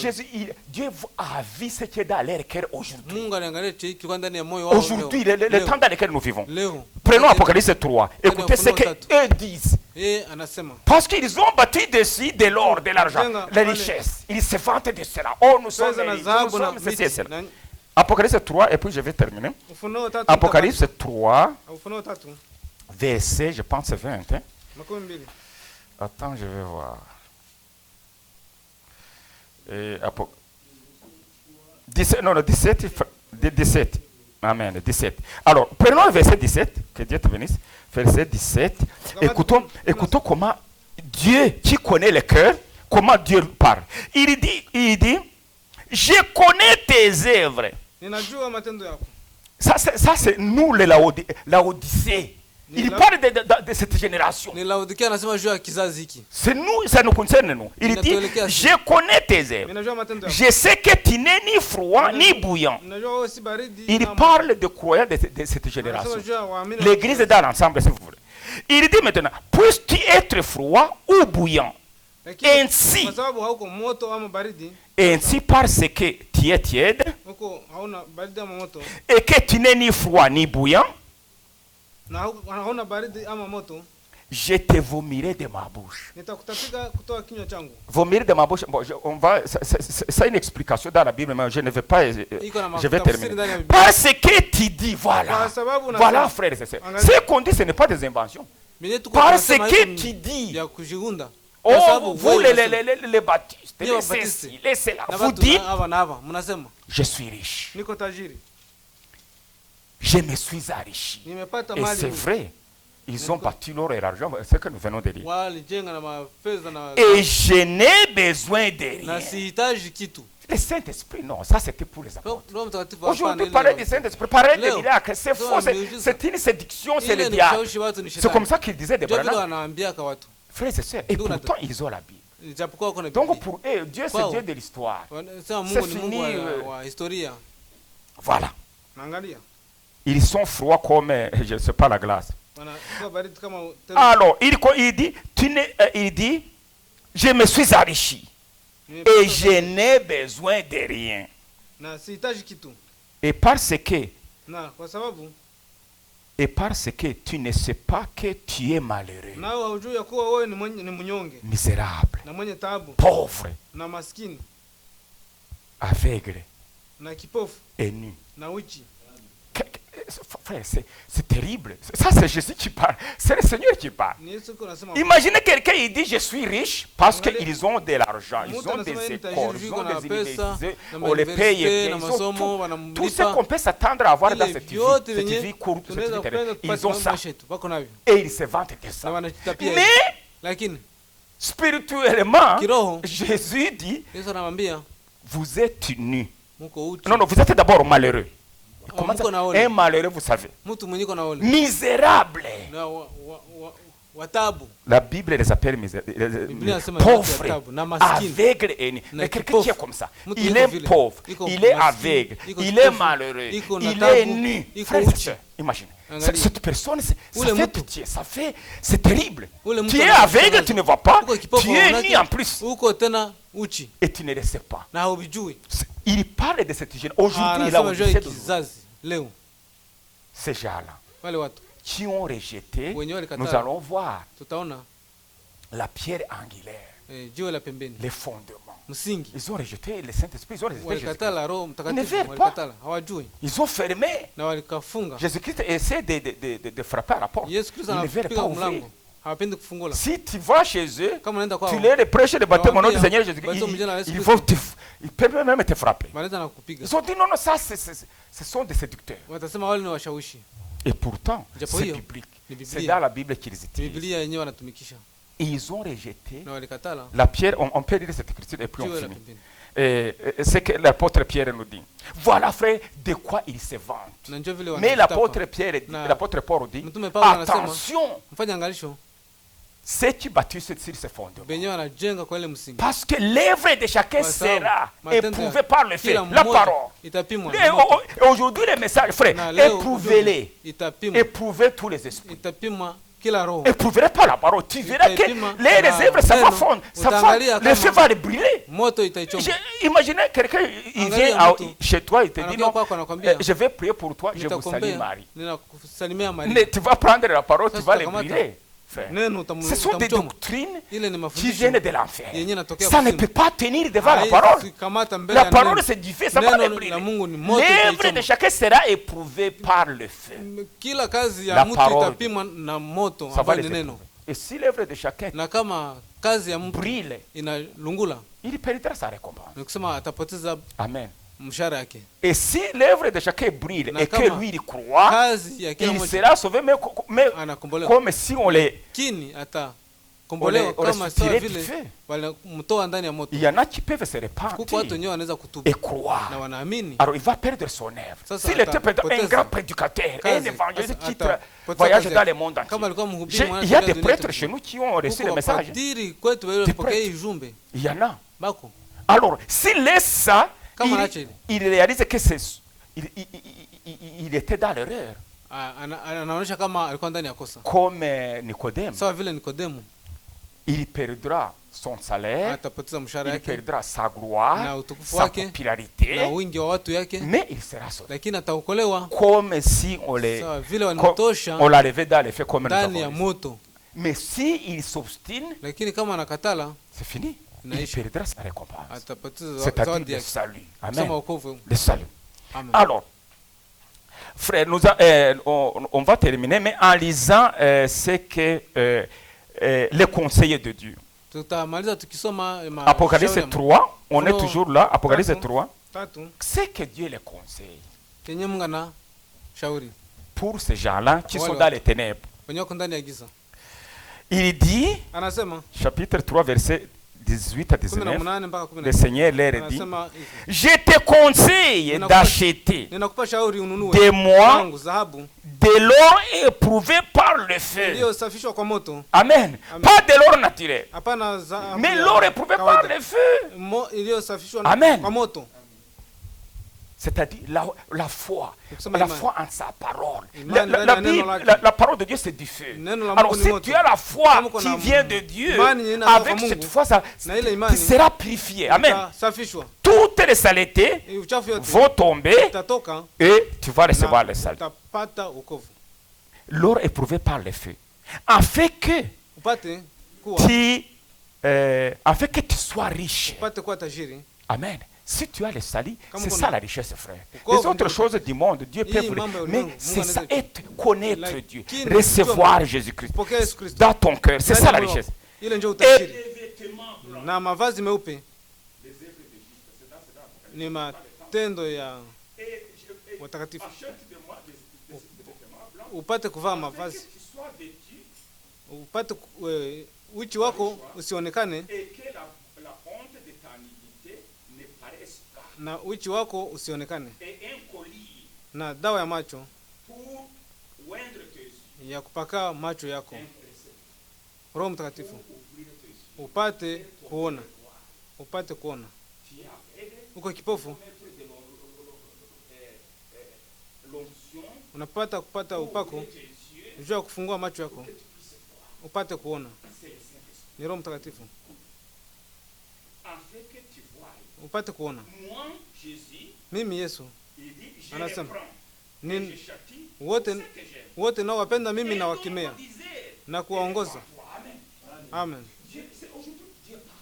Leo Mungu anasema na kisha atasema, sauti inasikilika ndani ya dunia yote mzima, nikusema unapaswa kutubu.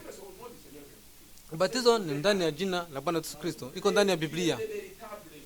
Mungu wa kweli ni Bwana wetu Yesu Kristo, vinaandikwa ndani ya Biblia. Amen. Na vingine vyote vya mzuri.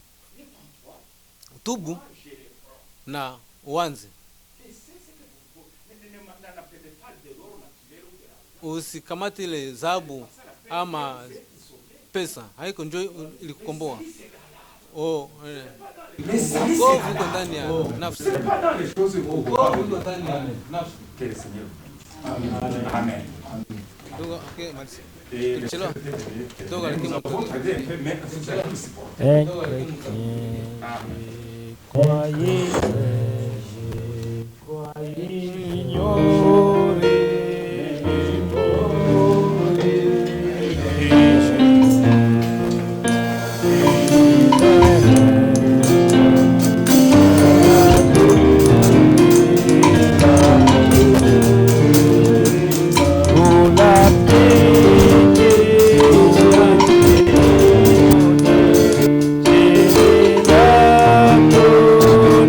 Sim.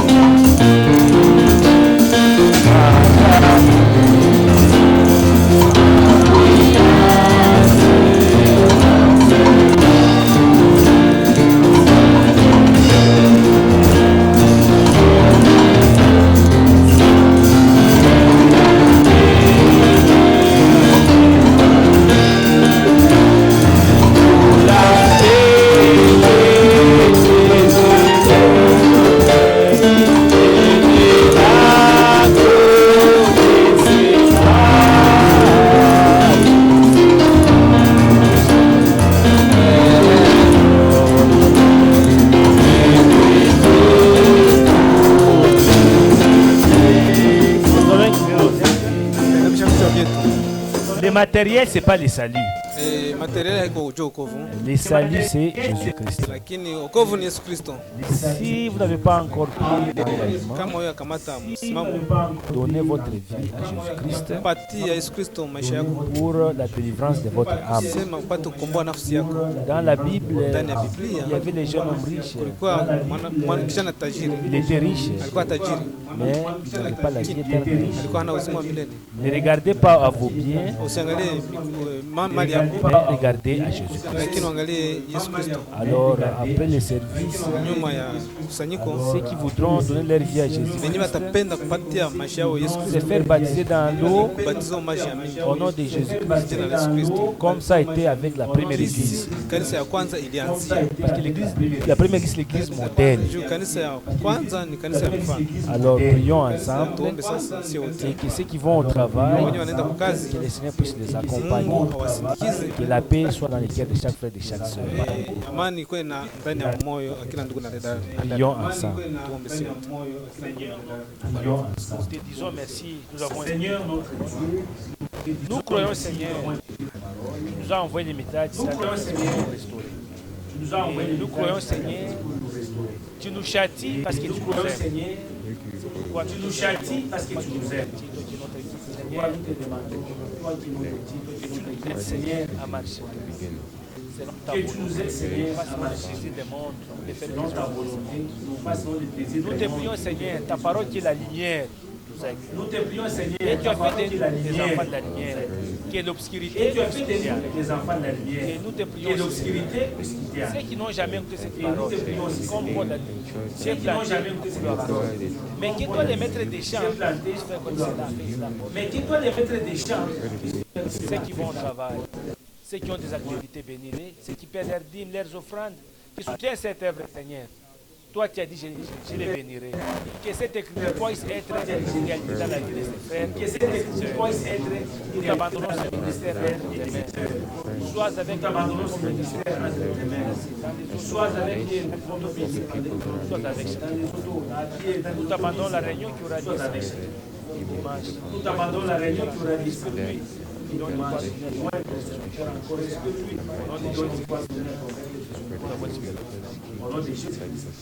Amen. Amen. Vous pouvez vous asseoir. Amen. On va chanter.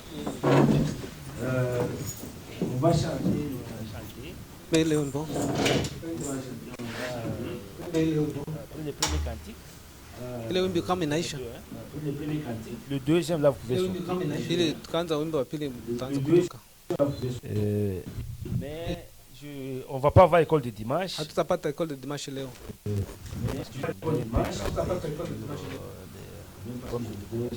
Nikipenda nitumike juu ya decoration kidogo kidogo.